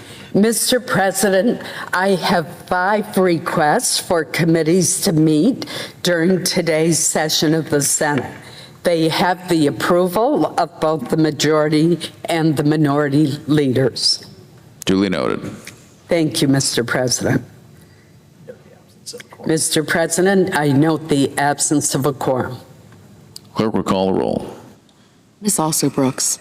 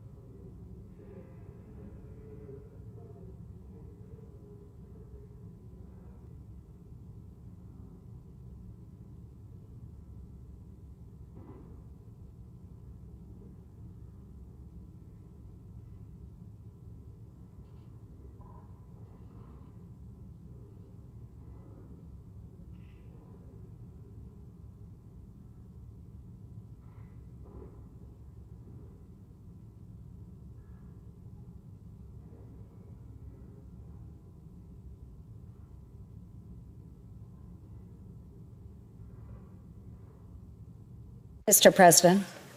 Senator of Iowa. Mr. President, I ask that the quorum call be vitiated. Without objection. Thank you, Mr. President. Mr. President, for 41 days, Democrats have kept the Department of Homeland Security shut down. 41 days. This on top of Chuck Schumer's 43-day shutdown last fall. Thanks to Senate Democrats, right now, 50,000 TSA agents have been working without pay since February 14th. No wonder they are quitting. So far, 480 and counting. Democrats walked out on TSA. Because of them, it hasn't been a surprise that TSA agents have walked out of their jobs. An agent in Indiana hasn't seen a full paycheck since Valentine's Day. She is now doing her grocery shopping at a food pantry. One married couple who both work as TSA agents at the Orlando International Airport have 2 young children. When faced with no income coming in, the husband started working as a DoorDash driver in his spare time and is considering resigning from TSA. These are just a few of the hardworking folks who this shutdown is hurting. My Democrat colleagues seem to forget that bills are due and expenses must be paid each month, regardless of the political games they want to play with government funding. All because Democrats wanted to create chaos under President Trump. It's sad, folks. They hate this president more than they love America and the men and women who protect our homeland. It's clear Democrat priorities have been all wrong. My Democrat colleague, Chris Murphy, said the quiet part out loud the other day. He said, and I'll quote, "The people we care about most, the undocumented." Folks, the people every elected representative should care the most for should be their constituents, the American people. but that sums up Democrats' DHS shutdown. They would rather make a political point than to do their jobs. While we have been waiting on them to come to their senses, Democrats created the longest wait times in TSA history and also caused 660 canceled flights.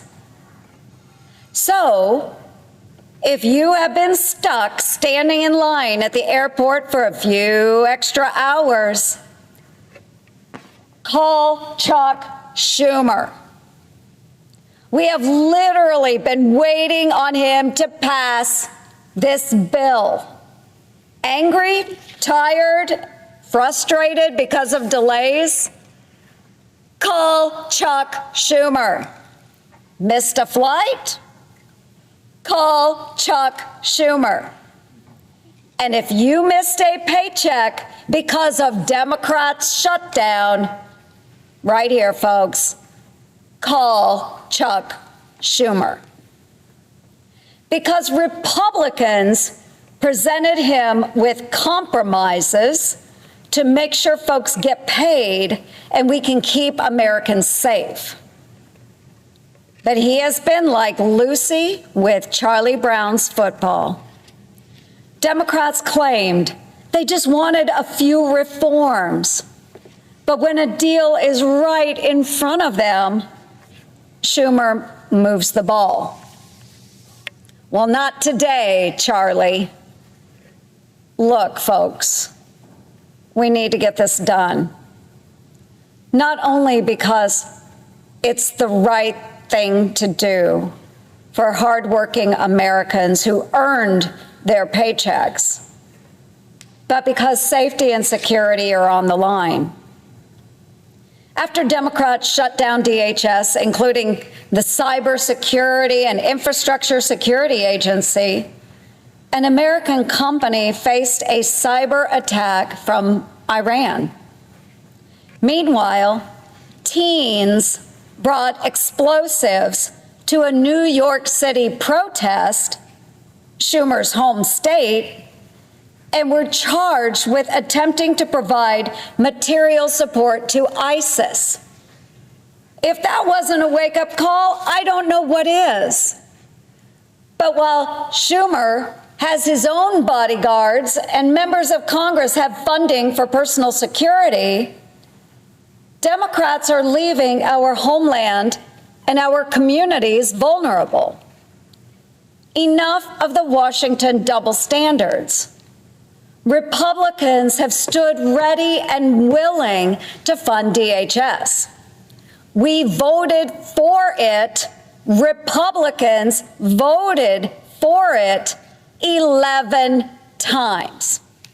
Meanwhile, Democrats voted down our efforts every single time.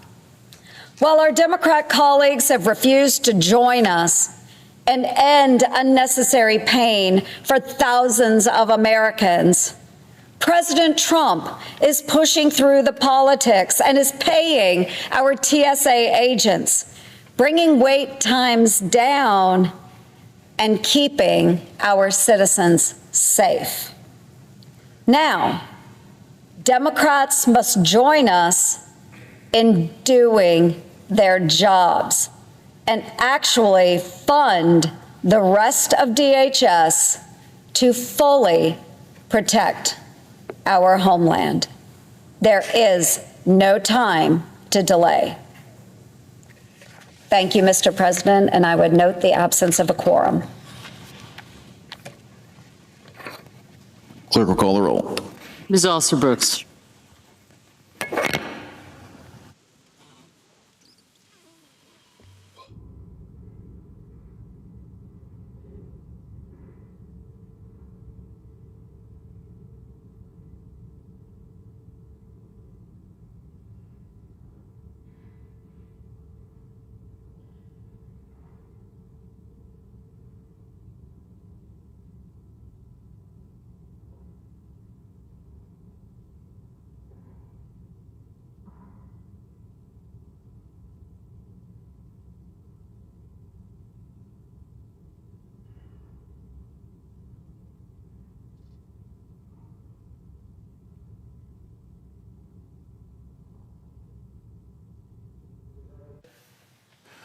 Senator, Pennsylvania. I ask unanimous consent to suspend the quorum call. Without objection.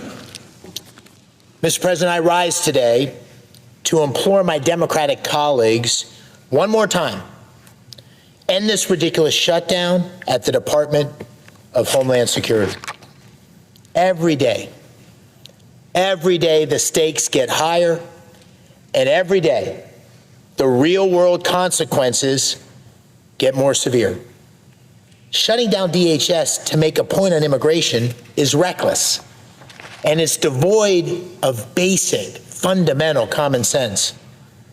It weakens the agencies that protect the homeland. It punishes the men and women across TSA, CISA, FEMA, the Coast Guard, and the rest of DHS who stand watch every day over this country. And it burdens Americans who depend on those public servants. So what has this shutdown accomplished? What's it brought us? Well, first, it endangers America and it endangers Americans. Since combat operations began in Iran, the Homeland has seen 5 major attacks. An ISIS-inspired bombing attempt outside a Gracie Mansion in New York City. A terrorist shooting in a ROTC classroom at Old Dominion. A vehicle attack at Temple, Israel in Michigan. A terrorist shooting at a bar in Austin, Texas. And a pro-Iran cyber attack on Stryker, one of America's great medical products companies whose systems support patient care in hospitals across the country. These threats come on top of the violence already made possible by the Biden administration's disastrous, catastrophic border policies. Just last Thursday, we saw it on the television, just last Thursday, an illegal immigrant shot and killed an 18-year-old Loyola Chicago student, Sheridan Gorman. The killer had crossed the border in 2023, was caught and released, and then after a later shoplifting arrest, was released once again. And now, sadly, tragically, a young woman is dead at his hands.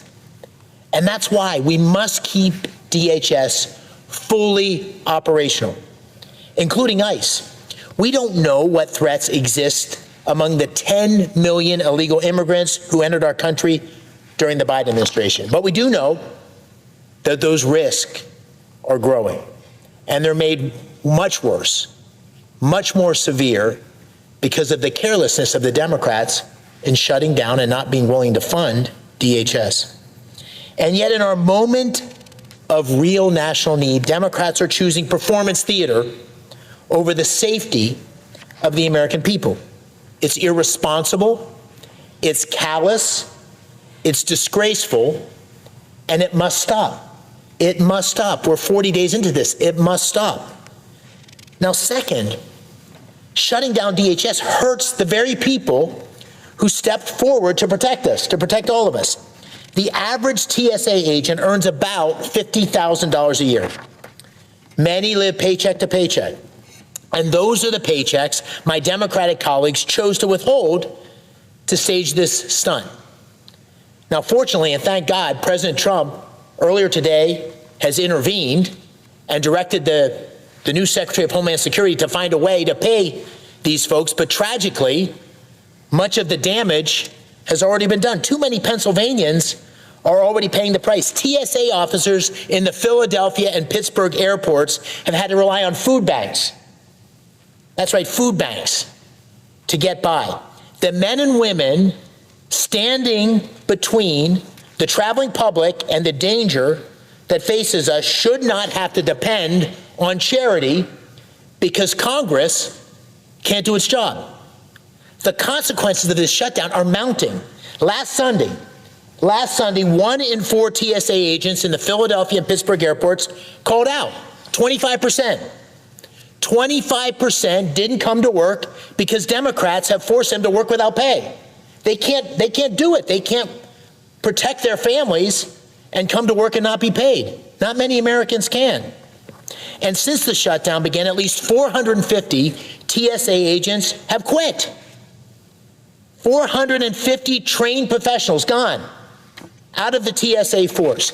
Replacing them will cost money, it'll take time, and until then, the risk, the threat facing the American people has gone up.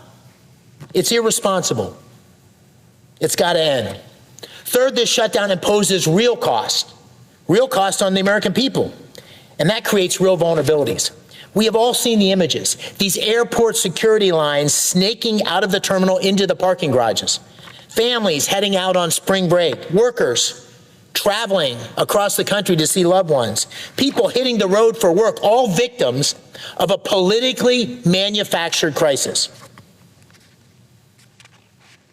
And I wish I could say it was just the airports, but the consequences go far beyond the airports. The World Cup security preparations in cities around the world, including Philadelphia, have already fallen behind. Security grants for houses of worship are tied up. Local communities are without critical DHS threat information sharing. Our cybersecurity readiness is diminished. And in Pennsylvania, firefighters and first responders have lost access to critical DHS training. The bottom line is this shutdown is petty political theater, putting American lives at risk. It's unacceptable and it has to stop. And to be clear, I reject the false choice between funding and reforms. We can address the legitimate concerns the American people have had about immigration enforcement while fully funding DHS. We can secure the Homeland and insist on professionalism and competence. That's why I support the common sense reforms that Republicans in Congress and the administration have put forward. Body cameras for ICE, funding for de-escalation training, increased transparency requirements, and regular inspections of detention facilities. These are serious proposals. They're common sense proposals. They've been offered by the administration and Congress in good faith. Republicans in Congress in good faith. And yet, the Democrats have turned their head. It's because they don't want to find a resolution to this. They want to try to use this as an issue for political advantage in the midterms. And the American people are suffering, and they deserve better. The American people deserve better. So, moreover, I'm confident that my former colleague, Mark Wayne Mullen, whom we confirmed on Monday, will bring leadership, the leadership required for DHS in this critical moment. He's the right man to meet this moment. Now, whatever our differences are in this chamber over policy, shutting down the government is never the right answer. It's never the right answer. Our citizens who put us here expect more. And President Obama, DHS Secretary Jay Johnson said last week, and I quote, "We need to get out of the business of coupling policy disagreements in Congress with funding the government." End of quote. And shutting down the Department of Homeland Security for the third time this Congress amid major combat operations in the Middle East is not merely wrong, it's reckless. Now, I'm proud that my friend and fellow Pennsylvania Senator John Fetterman agrees that shutting down the government is, and I quote, wrong. He and I can always be depended on to walk together on this for a better Pennsylvania. And I urge my colleagues across the aisle, I urge the others in the Democratic Party to fund DHS, protect America, pay the men and women who are defending us, putting themselves in harm's way, defending the homeland, and relieve the American people of these ridiculous, politically instilled, unnecessary burdens. I yield the floor.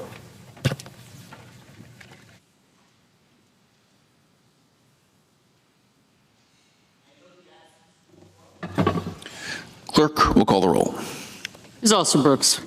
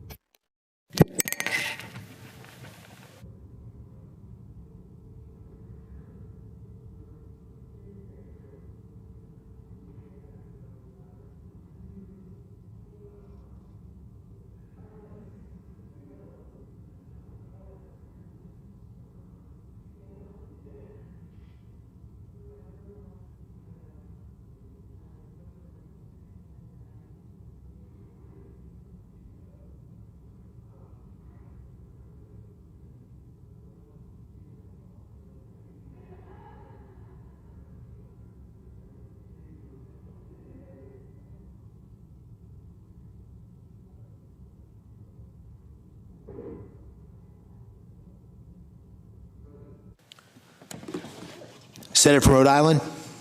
Mr. President, is the Senate presently in a quorum call? We are. May I ask unanimous consent that the quorum call be vitiated? Without objection. Thank you, Mr. President. I am here for the 305th time with my increasingly weathered and battered time to wake up chart to warn this chamber about a corrupt danger to our country, a danger powered by fossil fuel industry money, orchestrated by dark money front groups, and now executed at the highest levels of a corrupted executive branch. In previous speeches, I described the 4 phases of climate denial. Phase 1 was bury the evidence. The fossil fuel industry scientists told them what the science was, they ignored it, and they buried it. Phase 2 was lie about the evidence, pretend that it wasn't true as the rest of the scientific establishment came on board with what their scientists had already told them. Phase 3, flood our politics with dark money to protect fossil fuels' pollute for free business model. After Citizens United outpoured the money.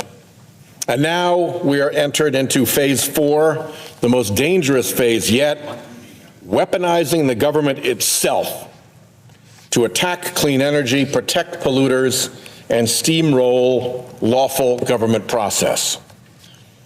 Today's speech is about a lie. We are now so deep in phase 4 that heads of executive agencies feel entitled to lie to Congress if it helps carry out President Trump's fossil fuel captured agenda. Notice what distinguishes phase 4. Phase 1 involved buried evidence kept secret. Phase 2 involved lies filtered through think tank reports with plausible deniability for the fossil fuel interests behind the front groups. Phase 3 flooded politics with dark money through anonymous front groups, all hidden.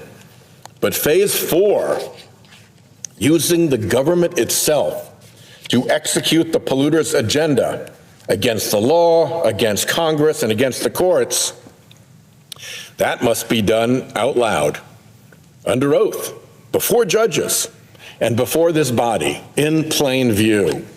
In phase 4, the lying becomes official, brazen, on the record. There once was a time when lying to Congress mattered, when swearing an oath to tell the truth, the whole truth, and nothing but the truth meant exactly that. When, if someone lied to Congress, even members of the liar's own party would hold them to account. Unfortunately, those days are gone, but truth should still matter. So this evening, I present to you the story of Lion Lee Zeldin. I'll show you what happened when EPA Administrator Zeldin came before 2 congressional committees in May of last year. Our review of thousands of pages of sworn court filings, internal EPA emails and other communications, and documents produced under the Freedom of Information Act proves it. Let me walk you through the sorry saga. At the beginning of his term, Trump, following the Project 2025 blueprint, instructed agencies to cut off funding that his fossil fuel donors didn't like. Remember, candidate Trump had promised big oil a massive return on their investment if they donate $1 billion to get him elected. Well, fossil fuel companies indeed donated massively, hundreds of millions, maybe even the full billion.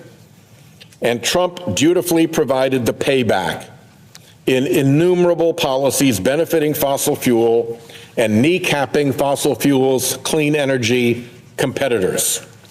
The heavy hand of government was put to work for fossil fuel.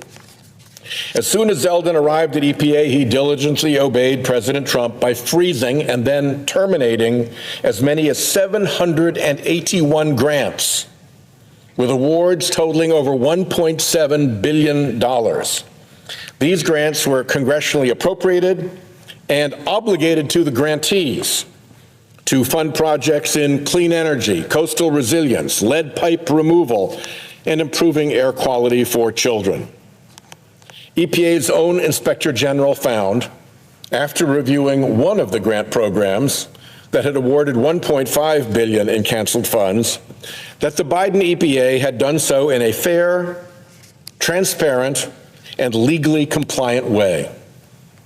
There simply was no excuse to claw back this money, except that the fossil fuel donors wanted it done. You won't be shocked to learn that it is actually illegal for the executive branch to unilaterally roll back appropriated and obligated congressional grants. So it prompted a swath of lawsuits against the EPA. From Washington, D.C. to Rhode Island, from Maryland to South Carolina, from Biden judge to Trump judge alike, federal courts over and over reached the same conclusion. The grant freezes and terminations were likely illegal, and the grant money should go to the recipients. One federal court ruled that EPA had to conduct individualized grant-by-grant reviews and could only cancel grants based on specific findings related to the unique characteristics of a particular grant. It's a pretty simple rule, grounded in separation of powers. The executive branch cannot veto congressionally appropriated and obligated funds outside the veto process, particularly not based on big donors' political resentments. That's the law. To cancel a grant, EPA must review each grant itself, its terms, its conditions, its obligations, and have a specific reason for doing so. Note here the difference between individually reviewing grants versus reviewing entire grant programs, under which may fall dozens or even hundreds of individual grants. The review can't be grant program by grant program. It has to be individual grant by individual grant. In response to court orders, EPA made a huge production of documents. After sifting through the thousands of documents EPA offered up, the court found this: not one document showed any individualized review. The court said it went through thousands of documents and looked at them and said not one document showed any individualized review. No grant-by-grant analysis, nothing that met the legal individualized review standard. Instead, what the court found was illegal targeting based on the grant containing general terms that the big donors didn't like climate, like greenhouse gas emissions, like environmental justice. Entire grant programs were canceled en masse. Internal emails said, cancel them all. It was the opposite of what the law requires. In short, the court found, after extensive review, that Administrator Zeldin did not follow the law. Administrator Zeldin then made an astonishing move. That same day, May 2025, that the court rejected EPA's claims as, I quote, hard to believe, Zeldin walked into a House Energy and Commerce Subcommittee hearing and repeated the same discredited story he had tried to sell the court, plus an added new twist. He claimed that he personally conducted the individualized review of what he called every single grant before he canceled them. The court, based on the actual evidence from those thousands of EPA documents, had not bought that story. But Zeldin figured that a Republican-controlled congressional subcommittee just might. The very next day, Zeldin came before our Senate Environment and Public Works Committee and, under oath, told me the same false story, that he had personally reviewed every grant, this time adding that his deputy also individually reviewed every single grant. The problem with all of this, the evidence shows that the opposite is true. Remember what the court found after reviewing those thousands of pages EPA had produced. Not one document showed any individualized review. But wait, there's more. That deputy that Zeldin claimed had also reviewed every single grant individually, he filed a sworn declaration to that same court, averring only that he had conducted a review of grant programs. Remember the difference between grant programs, which contain dozens of potential grants, and the individual grants. All he would say under oath is that he had reviewed grant programs, not individual grants. Under oath, in court, the deputy in charge of coordinating the grant review would only swear his name to a declaration about a review of programs, not of individual grants. Other circumstantial evidence also cuts against Zeldin. We looked at detailed EPA calendars obtained via FOIA requests, showing that the administrator held 5 meetings with EPA staff related to grants. Total time across all 5 meetings, 2 hours and 45 minutes. His calendars show no entries for other personal time to review grants. So do the math.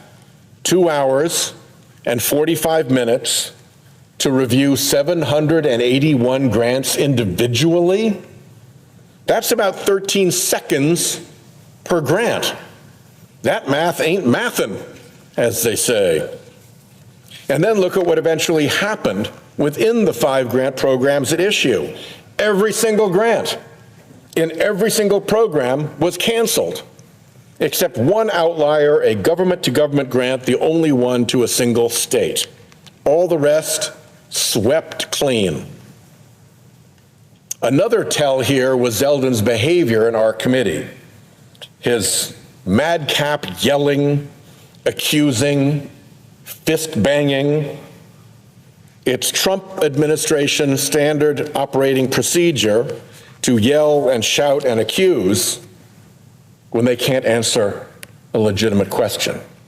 We have seen that play run over and over and over. So all the evidence points plainly in one direction. Zeldin didn't follow the law, and he lied about having followed the law. Why? Why lie about that? Well, here's why. Trump demands 2 things from his cabinet. 1, fawning flattery, and 2, slavish implementation of his political instructions. Zeldin, admitting that he messed up the grant cancellation process, would batter EPA's chances in litigation. He'd be guilty of failure to execute on Trump's big donors' political agenda. He'd have to face the White House's ire. So Administrator Zeldin became lionly desperate to keep Trump's illegal plans alive, to carry out the political purge of clean energy grants, all to satisfy that audience of one by rewarding Trump's thuggish fossil fuel kingmakers. This kind of gangster and gong show absurdity, this kind of brazenness, shows what happens when fossil fuel private interests own the executive branch of the United States government. Follow the money. This is phase 4. This is what it looks like when government is captured by polluters and put to their service. Zeldin's testimony was no inadvertent misstatement. It was a calculated stratagem to lie and try to shout his way out of the pickle he was in. Let's be clear about who's hurt here, what the real costs are. Lying to a court is bad. Lying to Congress is bad. Lying to frustrate judicial review is bad. Lying to thwart Congress's constitutional power of the purse is bad. All of that is bad. But behind all of that were real people trying to earn a living on the other end of those grants that Zeldin lied about and canceled. Those grants funded tangible projects that would cut people's energy costs, protect people from natural disaster, create real jobs for real people. It was real stuff. Here's some of the real stuff the illegal grant cancellations held up. In North Carolina, residents were relying on a nearly $20 million grant to replace residential water service lines to get dangerous lead out of their drinking water. Other lead cleanup projects were canceled in Indiana, Massachusetts, Pennsylvania, and Ohio. Another one, Kipnuk, Alaska, lost a nearly $20 million grant to stabilize its riverbank. Those consequences were real and immediate. In October of 2025, the remnants of Typhoon Helong swept through, flooded the river, leveled the town, killed one person, and displaced over 1,500 people. A climate specialist at the University of Alaska had noted a pattern. 3 devastating ex-typhoon storms hit western Alaska in 4 years. Zeldin's canceled grant did not just fail to prevent a predictable flood, it may actually have contributed to the permanent erasure of a Native community's home. Just last week, Kipnuk tribal members voted to relocate away from their flooded ancestral village. The Leech Lake Band of Ojibwe was planning to use nearly $20 million to create a tribal resilience hub that would have provided essential services during emergencies. Anybody who's had to evacuate in an emergency knows how important that is. Gone. Texas A&M University would have received $14 million to install wastewater treatment systems throughout 17 counties in Alabama that had inadequate plumbing capacity, where residents suffer from preventable conditions like hookworm. But I guess that was too woke for Lion Lee. A $500,000 grant for the Childhood Lead Action Project, a project launched in 2018 to reduce lead exposure in children. Gone. The list goes on, but the mass cancellations share the same characteristic. Zeldin and his merry band of doggy boys killed off grant programs based on ideas and phrases they didn't like and wanted to cancel. Environmental justice, DEI, climate change. None of this was based on the required individualized review he pretended to have done. That's the Zeldin lie under oath, the Zeldin lie that is sanctionable. But it's not his big lie.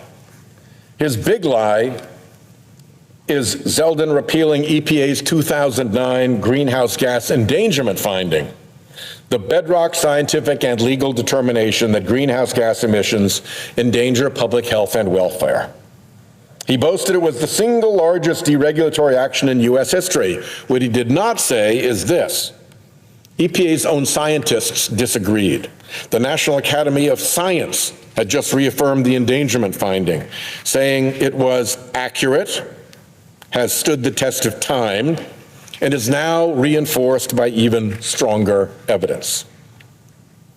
So EPA, having trouble challenging that science, argued that the Clean Air Act does not authorize EPA to regulate greenhouse gases at all, which was an argument the Supreme Court had already rejected back in 2007 in Massachusetts versus EPA. The science has not changed.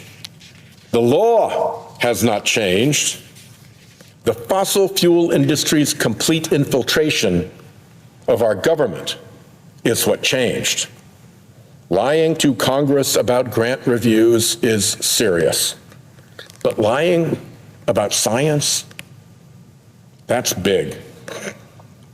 Even bigger and even more consequential for the American people is the enormous lie which Zeldin, Interior Secretary Doug Burgum, and Department of Energy Secretary Chris Wright spout constantly. The enormous lie is that clean energy is more expensive than dirty, polluting energy. The fact of the matter is that it is not. And the easiest way to prove that it is not is to look at what's called the generation stack of the electric grid. As we all turn on lights and air conditioners and electric appliances, power plants get called up to provide the power to meet the demand. For obvious reasons, grid operators call up the lowest cost power first. Here's what that looks like for two of our electric grids. ERCOT covers Texas. PJM runs westward from the Mid-Atlantic to the Midwest. This shows the order in which, in real life, they actually call up their power plants least expensive first. And guess what? Solar and wind and hydro come before coal and gas. Same here. Solar, wind, and hydro come before coal and gas. In real life, based on real prices actually bid into the electric grid, that's how they stack up. Solar, wind, and other renewables come first because they are less expensive. So it's indisputable that Burgum, Zeldin, and Wright are lying. Here's another proof point. This time series compares costs on the Texas grid, ERCOT, at various levels of demands in 2018 and in 2024. This line shows the demand cost curve of ERCOT in 2018. This line shows the same information for the same grid in 2024 after a huge clean energy surge went on to the Texas grid. 17.6 gigawatts of new clean energy joined the grid. Look here at the high point in 2018, when demand peaked at about 68 gigawatts. What was the price point? $75 per megawatt hour. You hit that exact same level of demand 6 years later with all of that new clean energy on the grid, and the price had fallen by 2/3. It's now $25 per megawatt hour. $75 before the clean energy surge, $25 after.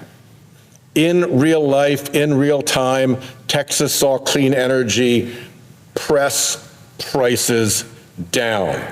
It's a before and after look at how clean energy reduces prices of electricity. With power costs down when clean energy goes up, this is more evidence that Zeldin, Burgum, and Wright are lying. Here's another example. Australia. Australia is loading up on clean energy. They're loading up on residential solar and other clean energy arrays. And that allows them now to have their grid propose 3 hours of scheduled free electricity every day. 3 hours a day, no matter who you are. If you're using electricity, you plug in, you run your dryer, you run your washing machine, and for those 3 hours, you know that's free electricity. It's free electricity from Australia's abundant clean power strategy. Literally, clean power is so cheap, it makes electricity free. One last data point on cost, the court filings of the state attorneys general fighting the illegal Trump stop work orders against offshore wind farms off Rhode Island and Connecticut. Here's what our states asserted about Revolution Wind in court, where lying is sanctionable. I'll quote, "Once operational, Revolution Wind alone will provide hundreds of millions of dollars each year in energy bill savings to New England. Hundreds of millions of dollars each year in energy bill savings to New England." The ISO, New England's grid operator, wrote that had offshore wind been online, it would have saved regional production costs by $80 to $85 million over a 2-week cold snap in 2017 to 2018, resulting in $11 to $13 per megawatt hour less cost in what the grid charged ratepayers. Zeldin, Burgum, and Wright could have come into that courtroom and offered their evidence to the contrary, filed affidavits asserting the cost savings of fossil fuel. It was a great opportunity for them to make that case in court that they were spouting on Fox News and on X. Well, guess what? In the forum where lies are subject to court sanction, they had nothing to say. The Trump administration attack on clean energy may reward Trump's big polluter donors, but people who already face the Trump affordability crisis, they see their costs go up when clean energy is kept off the grid. When the big oil cartel hikes prices, families pay the cost. When volatile natural gas prices spike, families pay the cost. When cheaper, clean energy is blocked from the grid, families pay the cost.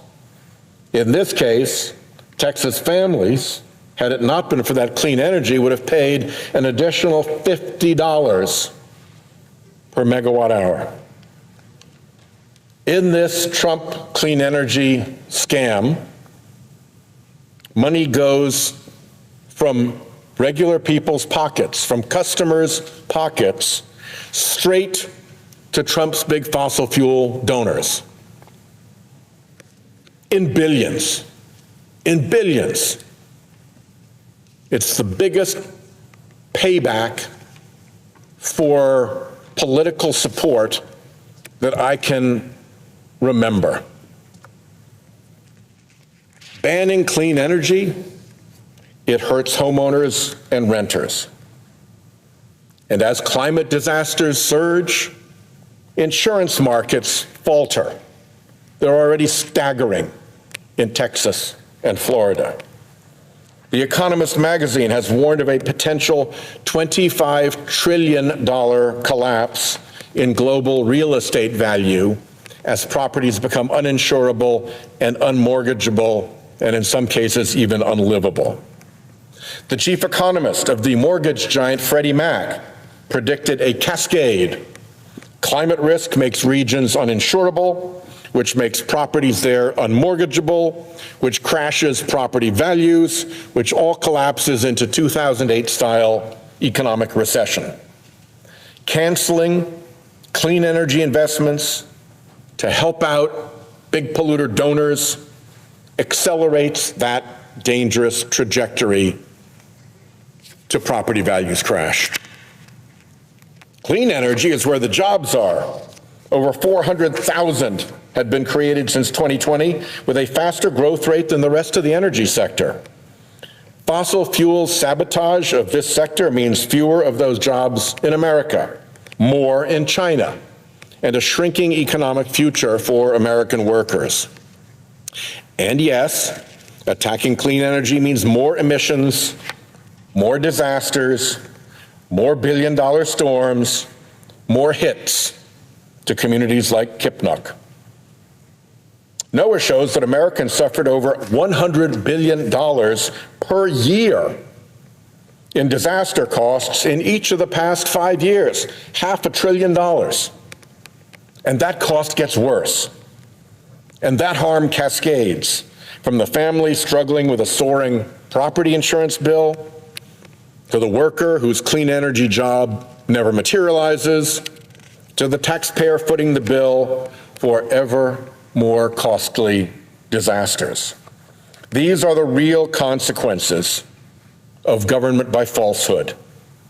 When truth is denied, when science is ignored, when courts are defied, the public ends up bearing the cost. And that cost grows every day that the polluter's evil machinery is left to run unchecked.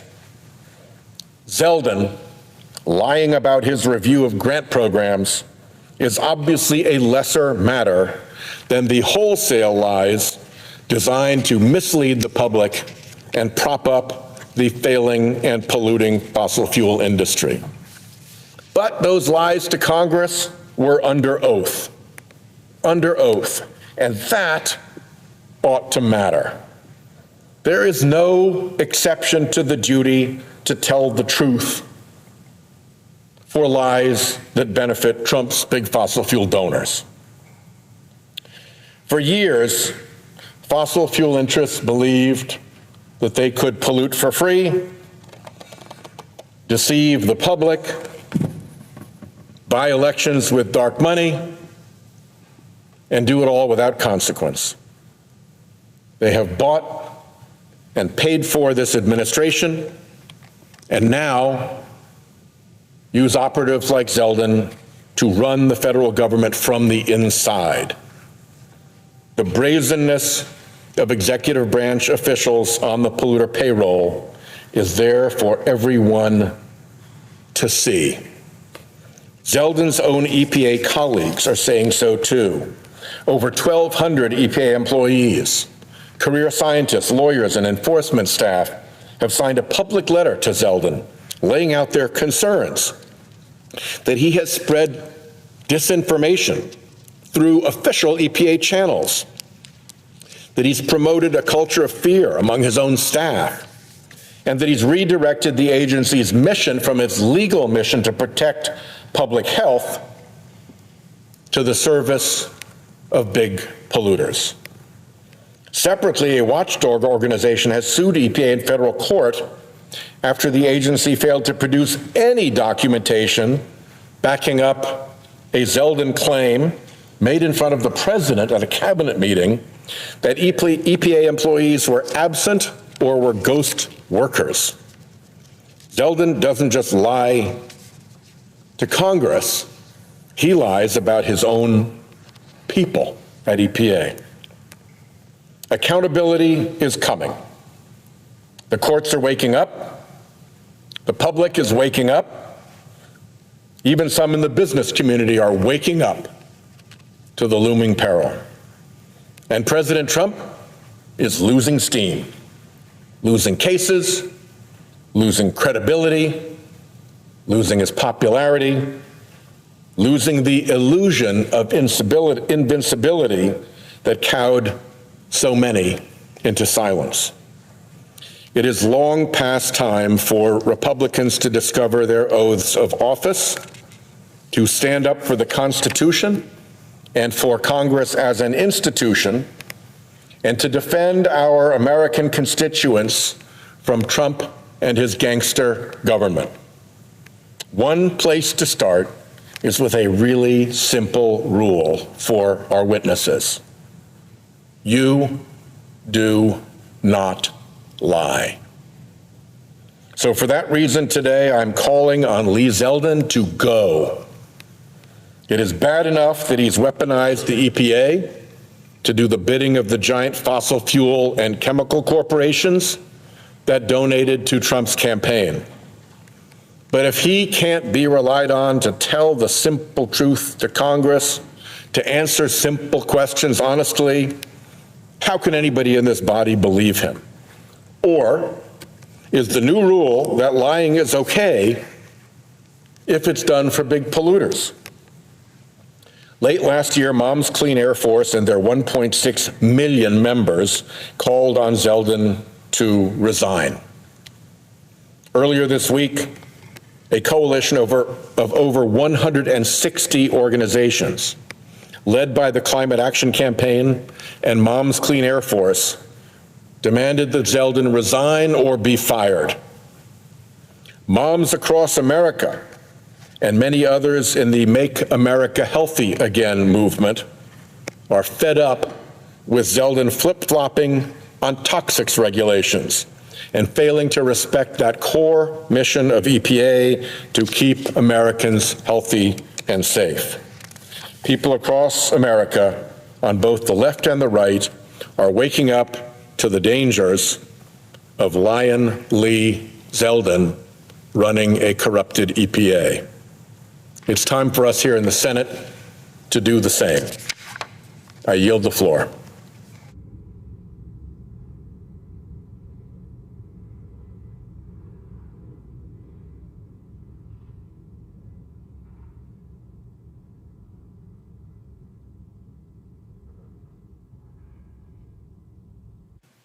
Mr. President. Senator from Massachusetts. Thank you, Mr. President. Mr. President, I am now going to just continue what Senator Whitehouse has been raising for the consideration of the American people. I want to thank Senator Whitehouse for his leadership as the top Democrat on the Environment and Public Works Committee, but throughout his entire career, focusing upon the corruption which is at the heart of the fossil fuel industry control of the energy agenda, the climate agenda in our country. That is something which Senator Whitehouse has done insistently and persistently and consistently over the last decade, just rising over and over again to make the very clear, compelling, and undeniable point that the fossil fuel industry controls the energy policy of our country and that it has succeeded for 100 years in squashing the competition until very recently. And they got a second breath once Donald Trump was reelected this year in their efforts to ensure that wind and solar and all electric vehicles and clean energy technologies were, in fact, once again snuffed out after they had seen a great resurgence because of the 2022 Inflation Reduction Act, which really should be called the greatest climate bill ever passed in the history of the world. So Senator Whitehouse has been the leader in raising these issues about corruption, about their ownership of administration after administration, which did not, in fact, advance a clean energy agenda for our country. So I join with Senator Whitehouse this evening in calling for the resignation of Lee Zeldin as the EPA administrator. When someone's track record is as full of failure as Lee Zeldin's, they should flunk out of the class. He has failed to uphold science, failed to protect health, failed to hold regulated industries accountable. He has failed to carry out the basic mission of the agency which he was appointed to lead. And that basic message, that the basic mission that he is failing on, it's to protect human health and to protect the environment of the United States of America. Because since he's been in charge, the only thing EPA has stood for is every polluter's ally. He has spent his first 15 months as the administrator protecting the polluters instead of protecting the health and the environment of our country. Trump and Zeldin may be in public office, but they're not on the public's team. They're batting for the big fossil fuel and big tech billionaires. Not for parents worried about their kids' asthma, not for families worried about whether their water is safe to drink or food is safe to eat, and not for young people worried about their future as climate change continues to cause global chaos. One of Lee Zeldin's first moves as administrator was to come for the agency's brain trust, the dedicated public servants that serve as the engine powering the EPA's core mission. Who are those people? They're biologists, they're chemists, they're climate scientists, they're mathematicians, they're people who have dedicated their lives working at the EPA in order to create the best science which can be used in order to guide American policy to protect the public health and the environment in our country. They empowered DOGE, these young ideological thugs, to enter into the EPA headquarters and all the regional headquarters of EPA in order to peer over the shoulders of scientists, of chemists, of biologists, of climate scientists, and question, as a 25-year-old Doger, what the qualifications are for these people, these scientists, to have their jobs. I mean, it's absolutely absurd that in 2026 we would allow for that to happen at the lead environmental agency for the world, but yet that is what Donald Trump and Elon Musk unleashed. The terrorization of career brilliant scientists. And how do we know they're brilliant? Because every person in America knows that when they were in high school, the first row was filled with all the kids who were going to go to college to study biology and chemistry and physics and mathematics.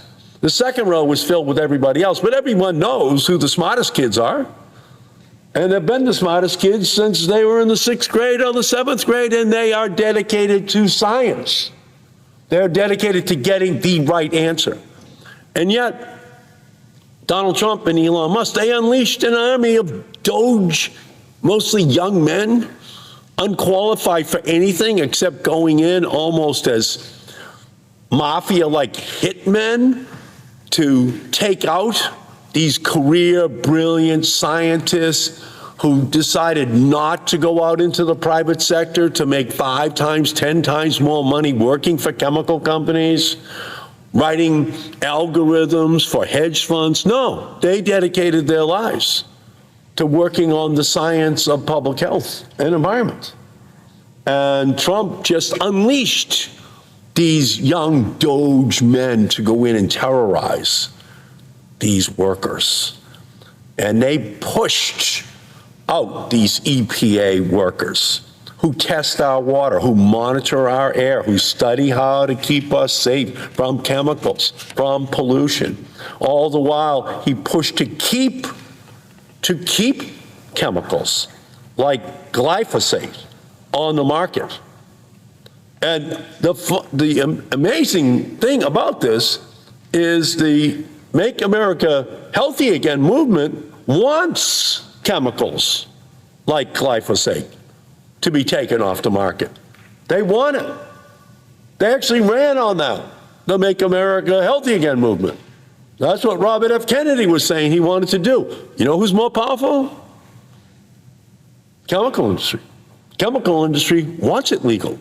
Chemical industry wants it on the market. Chemical industry wants families to be exposed to it. So the EPA, under Lee Zeldin, he's all on board for something like that. He's not going to be bucking the chemical industry on behalf of the health of the American people. By the way, Zeldin spent $86 million in taxpayer money to pay EPA staff not to work. Your taxpayer money went to avoiding environmental protection and saying to the workers, you don't even have to show up. We'll pay you not to come in, not to protect the public health and safety. And after firing thousands of these brilliant people, the agency is at its lowest staffing level since the 1980s, 40 years ago, all while we deal with our modern day challenge like forever chemicals, toxic pesticides, climate change, you name it. All of these issues which have been identified by a new generation of scientists are now all on the back burner at the EPA because of Lee Zeldin, because of the White House, and because they are just completely beholden to this special interest polluting companies who are in the favored class of Donald Trump acolytes. But that wasn't enough. Then he came for the rest of the country.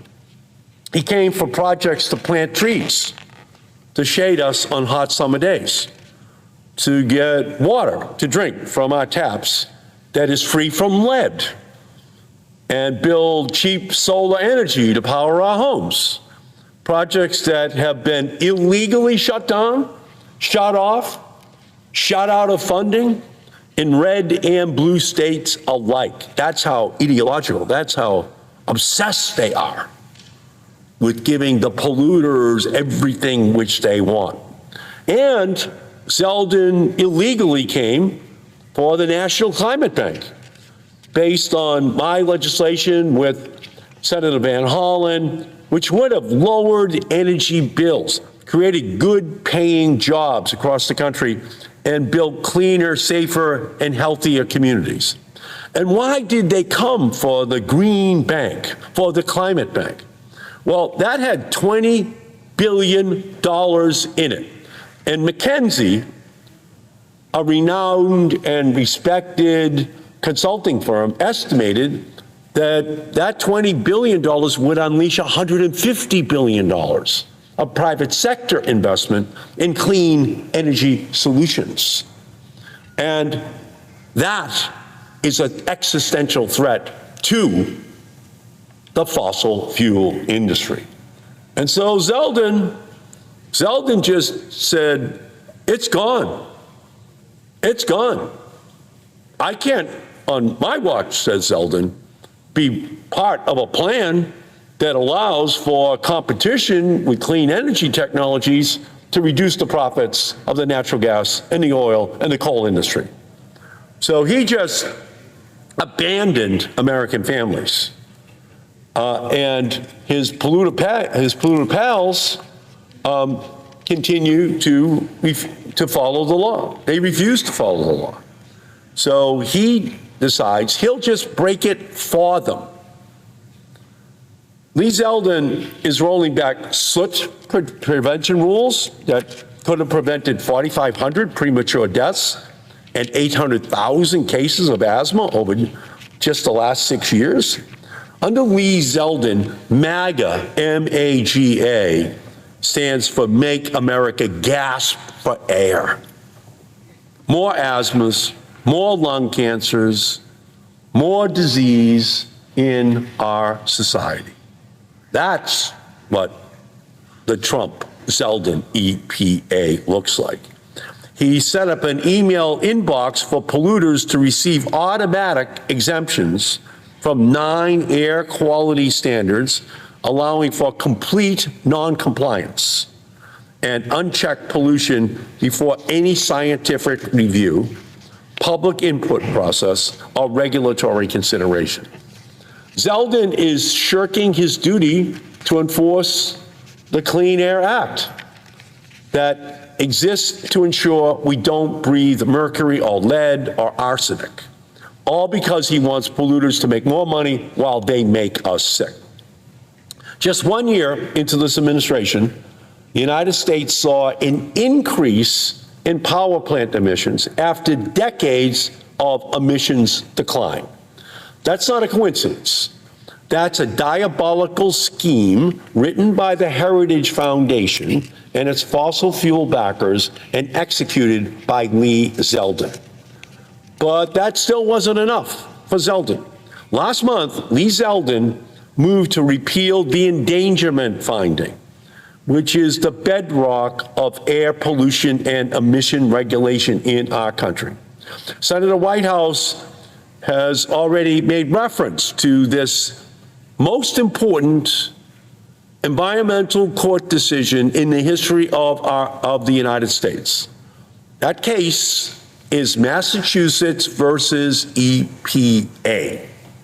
And it was a decision that was rendered in April of 2007. And it was a very simple decision which was made, driven by the devastation that climate change wreaked on my home state of Massachusetts. Massachusetts sued, and the Supreme Court agreed that greenhouse gases are air pollutants, and they made that decision almost 2 decades ago. The Supreme Court also agreed that the EPA needs to regulate air pollutants if the science shows they endanger our health and our welfare. Now, that may seem like a no-brainer to you. Climate change is real, the science is clear, and the harm from climate change is more obvious and more damaging every single year. And the EPA acknowledged the connection between greenhouse gases and climate harm, that 2 decades ago. What makes Lee Zeldin think he can change the facts now? Well, here's why. Because Zeldin and Trump have taken a page straight out of 1984, where George Orwell wrote, quote, "The party told you to reject the evidence of your own eyes and ears." Americans aren't stupid. Americans know what this crisis means. We are living through climate change, and we can see it with our own eyes, that these extreme weather disasters are here now, making headlines and making their communities more dangerous than ever before. Over the 10 years, from 2000 to 2009, the United States experienced 67 extreme weather disasters that cost $1 billion or more. That's a 10-year period. In the last 5 years alone, we lived through 116 disasters that cost $1 billion or more. Nearly twice as many disasters in half the time, just 10 years later. Climate change is real. Climate change is happening. And the evidence is in the damage that it is inflicting upon our nation. It is drought, it is storms, it is making groceries more expensive, it is making insurance, as Senator Whitehouse constantly points out, for homeowners, small businesses, go skyrocketing across our country. The heat waves are making our air conditioning bills more expensive, wildfires and rising tides making home insurance, again, more expensive all across our country. Lee Zeldin would rather sell us a lie than make our lives more affordable. But even if Trump and Zeldin try to put EPA science in shackles, the law is clear. The EPA is still beholden to its mission to protect human health and the environment. Trump's EPA might break the law, but they cannot rewrite the law. All they can do is break the law. Greenhouse gases are air pollutants, and the Clean Air Act says the EPA must act.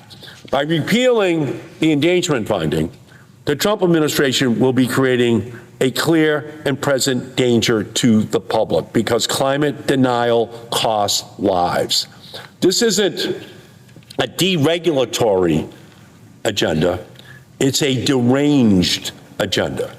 Our lives may be worth nothing to the Trump administration, and that's not an exaggeration, because under Lee Zeldin, the EPA is valuing human health at $0 in its rulemakings. But we know that we matter, that you matter, that every American matters. It's our voices, our lives, our future that matters in this battle.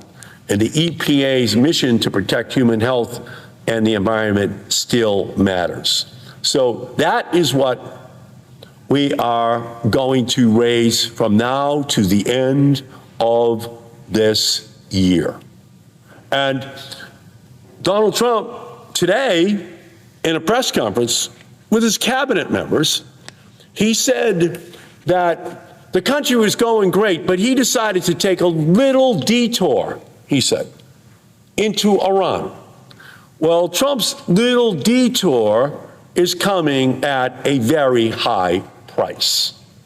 Higher gasoline prices, higher home heating oil prices, higher natural gas prices, higher prices for jet fuel, higher prices as a result for plane tickets, higher prices for groceries because they have to be transported across the country. In fact, it's higher prices for everything in our country which needs oil or gas, every other product. So when you look at the stock market, you always see the same thing. Whenever oil is skyrocketing, that means all of the funding from all of those businesses and consumers are all going to one industry. And right now, their stocks are skyrocketing. Their executives are cleaning up. Their executives are getting the return on investment that they made when they met with Trump in April of 2024, and he said, if you give me $1 billion, I will kill all of your clean energy competition. And in the IRA, in July of 2025, with J.D. Vance coming here to cast the deciding vote, that's what they did to the wind tax credits, to the solar tax credits, to the all-electric vehicle tax credits, to all the incentives that were in the books for a clean energy revolution. Yeah, it was pay to play. The oil executives, the gas executives, they got exactly what they bought when they raised all that campaign cash for Donald Trump in the 2024 election. Yeah. That's where we are right now. We have the United States over in a war against Iran. The Strait of Hormuz is, for all intents and purposes, shut down. The price of oil is skyrocketing. The stocks of the oil companies are skyrocketing. The pay for CEOs, you should be sure, is going to skyrocket this year for oil companies. And the whole rest of the stock market is cratering because they're all dependent upon oil and gas to fuel their industries. And Trump is now saying, because of what has happened over in the Middle East, that he's going to send in the Marines to attack Kharg Island, which is the center for the export of energy out of Iran. So he's going to take what is already a complete mess, already one of the most pluperfect violations of the first law of holes, which is when you're in one, stop digging. And he's planning on digging this hole even deeper. Because what happens in the Persian Gulf winds up at the pump for ordinary consumers, ordinary families. This is Trump at the pump. His picture might as well be on every single pump in the United States of America. And this is all as a result of Zeldin and the Secretary of Energy, Wright, the Secretary of Interior, Burgum, all going along with this agenda to kill the all-electric vehicle revolution, the solar and wind revolution. They said we have energy independence. No, there is no energy independence from the price of oil and gas being set on the global market. If it goes up, you're going to see it at the pump in the United States, no matter where you live. So that was a big lie right from the get-go, from the Trump administration, that they had achieved energy independence. No, we have not. And we're reliving right now what we should have learned over and over and over again. But Trump could not learn it because there's an old saying, it's hard to learn something when you're paid not to understand it. And he got paid by the oil and gas industry not to understand that reality. The oil and gas industry wanted to be able to engage in these predatory practices, in this exploitation of families across our country for their own self-enrichment. That's what this is all about. And every time you fill up your tank, it's Trump at the pump. He owns it. And what's he asking for right now from my Republican colleagues? He wants $200 billion more for the war. What does that mean? Well, it costs $2 billion a day to fight the war. If you give them $200 billion, which my Republican colleagues seem to want to do, that would be 100 days more of this war. That takes us into the summer. So if you're watching the deliberations here in the United States Senate, be mindful of the fact that their plan is to fund a war that will go on indefinitely, and as a result, the price at the pump, the price for home heating oil, the price for natural gas is going to continue to spike. And it doesn't make any difference whether you're just an ordinary a family member with their car and they're trying to fill it up, or you're a small business person who is basically saying, oh my goodness, there's been a 40% increase in the price I have to pay for my home heating oil tank to just keep my business warm or the air conditioning on. It's everybody in America that is going to pay the price because of what Trump is seeking to perpetrate upon the American people. Because there is no energy independence when we depend upon fossil fuels. We need to ensure that we move to real energy independence. And that is a renewable energy agenda, an all-electric vehicle future. That is when we will have energy independence. And we were heading in that direction before Trump cut the clean energy incentives, the clean energy programs. And these CEOs, these CEOs, they are now reaping the benefits of that. The fossil fuel CEOs personally. They're getting the windfall profits. They're able to engage in this profiteering out on the open marketplace. And by the way, the price of oil goes up like a rocket when the crisis starts, but it comes down like a feather very slowly so that the oil and gas industry can milk every last cent out of every single consumer, tipping them upside down at the gas station, shaking money out of their pockets so that they can enjoy those profits while they're chuckling that they won't have the competition from the wind and solar and all-electric vehicle industry that was moving at the most rapid pace that our country had ever seen. It was endangering the business model of the oil and gas industry. And Lee Zeldin, he was at the front of the line saying, we're going to end that threat. We're going to make sure that those oil and gas and coal executives don't have to worry about their business future.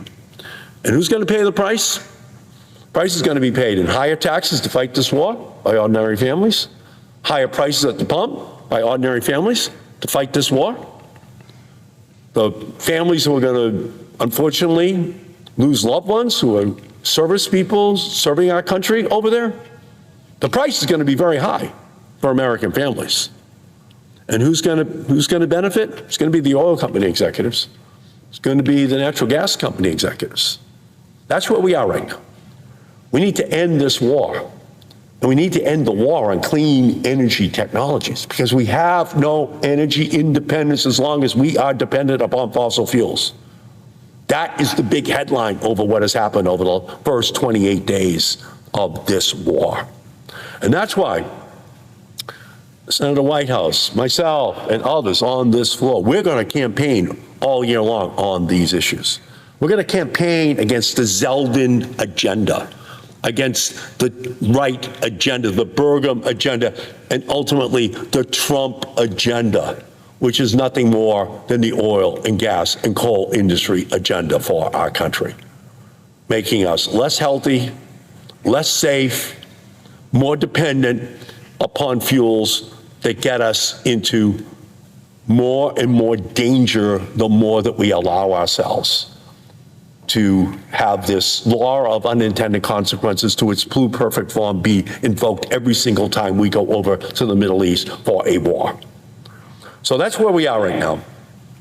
We've got this moment where, as a Senate, we can stand up and fight. Or we can be like the Republicans out here, who can see the rising costs for all of these goods, including health care, including the tariffs, the sales tax, which Trump has imposed on pretty much every product in our country. The American public are arriving with pitchforks heading towards the Republicans at the polls this year, and they know it. And that's why, for the last several days, they have tried to squash Americans' right to vote, Americans' right to be able to go in and cast a ballot independently and freely without fear. That's what the SAVE Act is all about. The SAVE Act is all about squashing the ability for minorities, for married women, for transgender folks to be able to vote this year because they're afraid they're going to lose. The SAVE Act is really the Save Their Asses Act.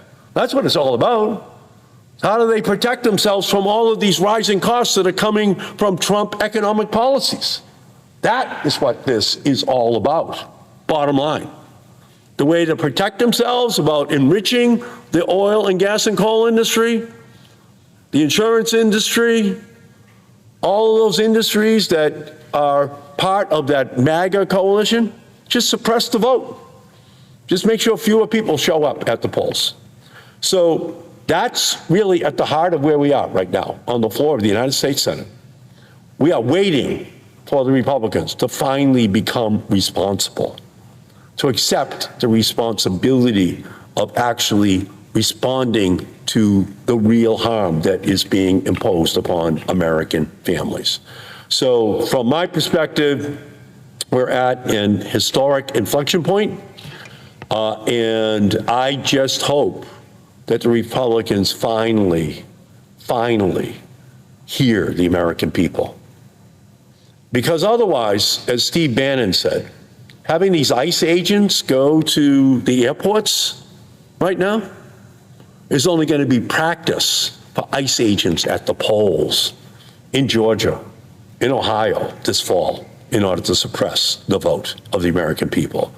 And it's all to protect this assault upon affordability, assault upon the budgets of ordinary American families.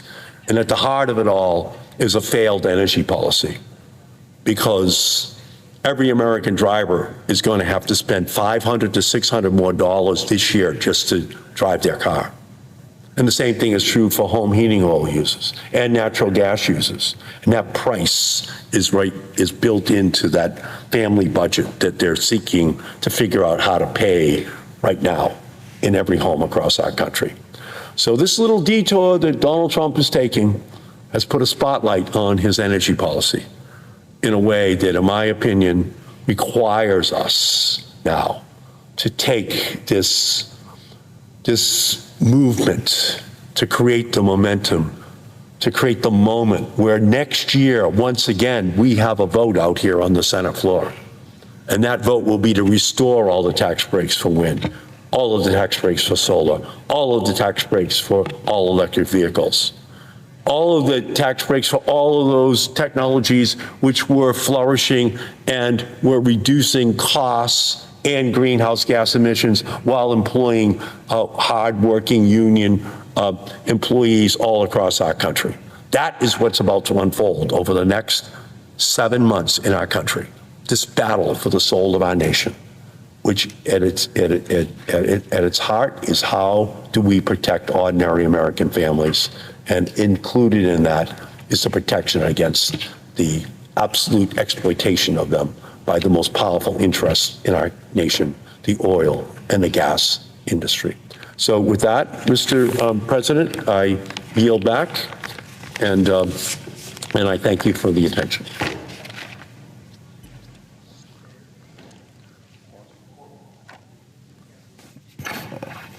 President, note the absence of quorum. Clerk will call the roll. Ms. Alsobrooks.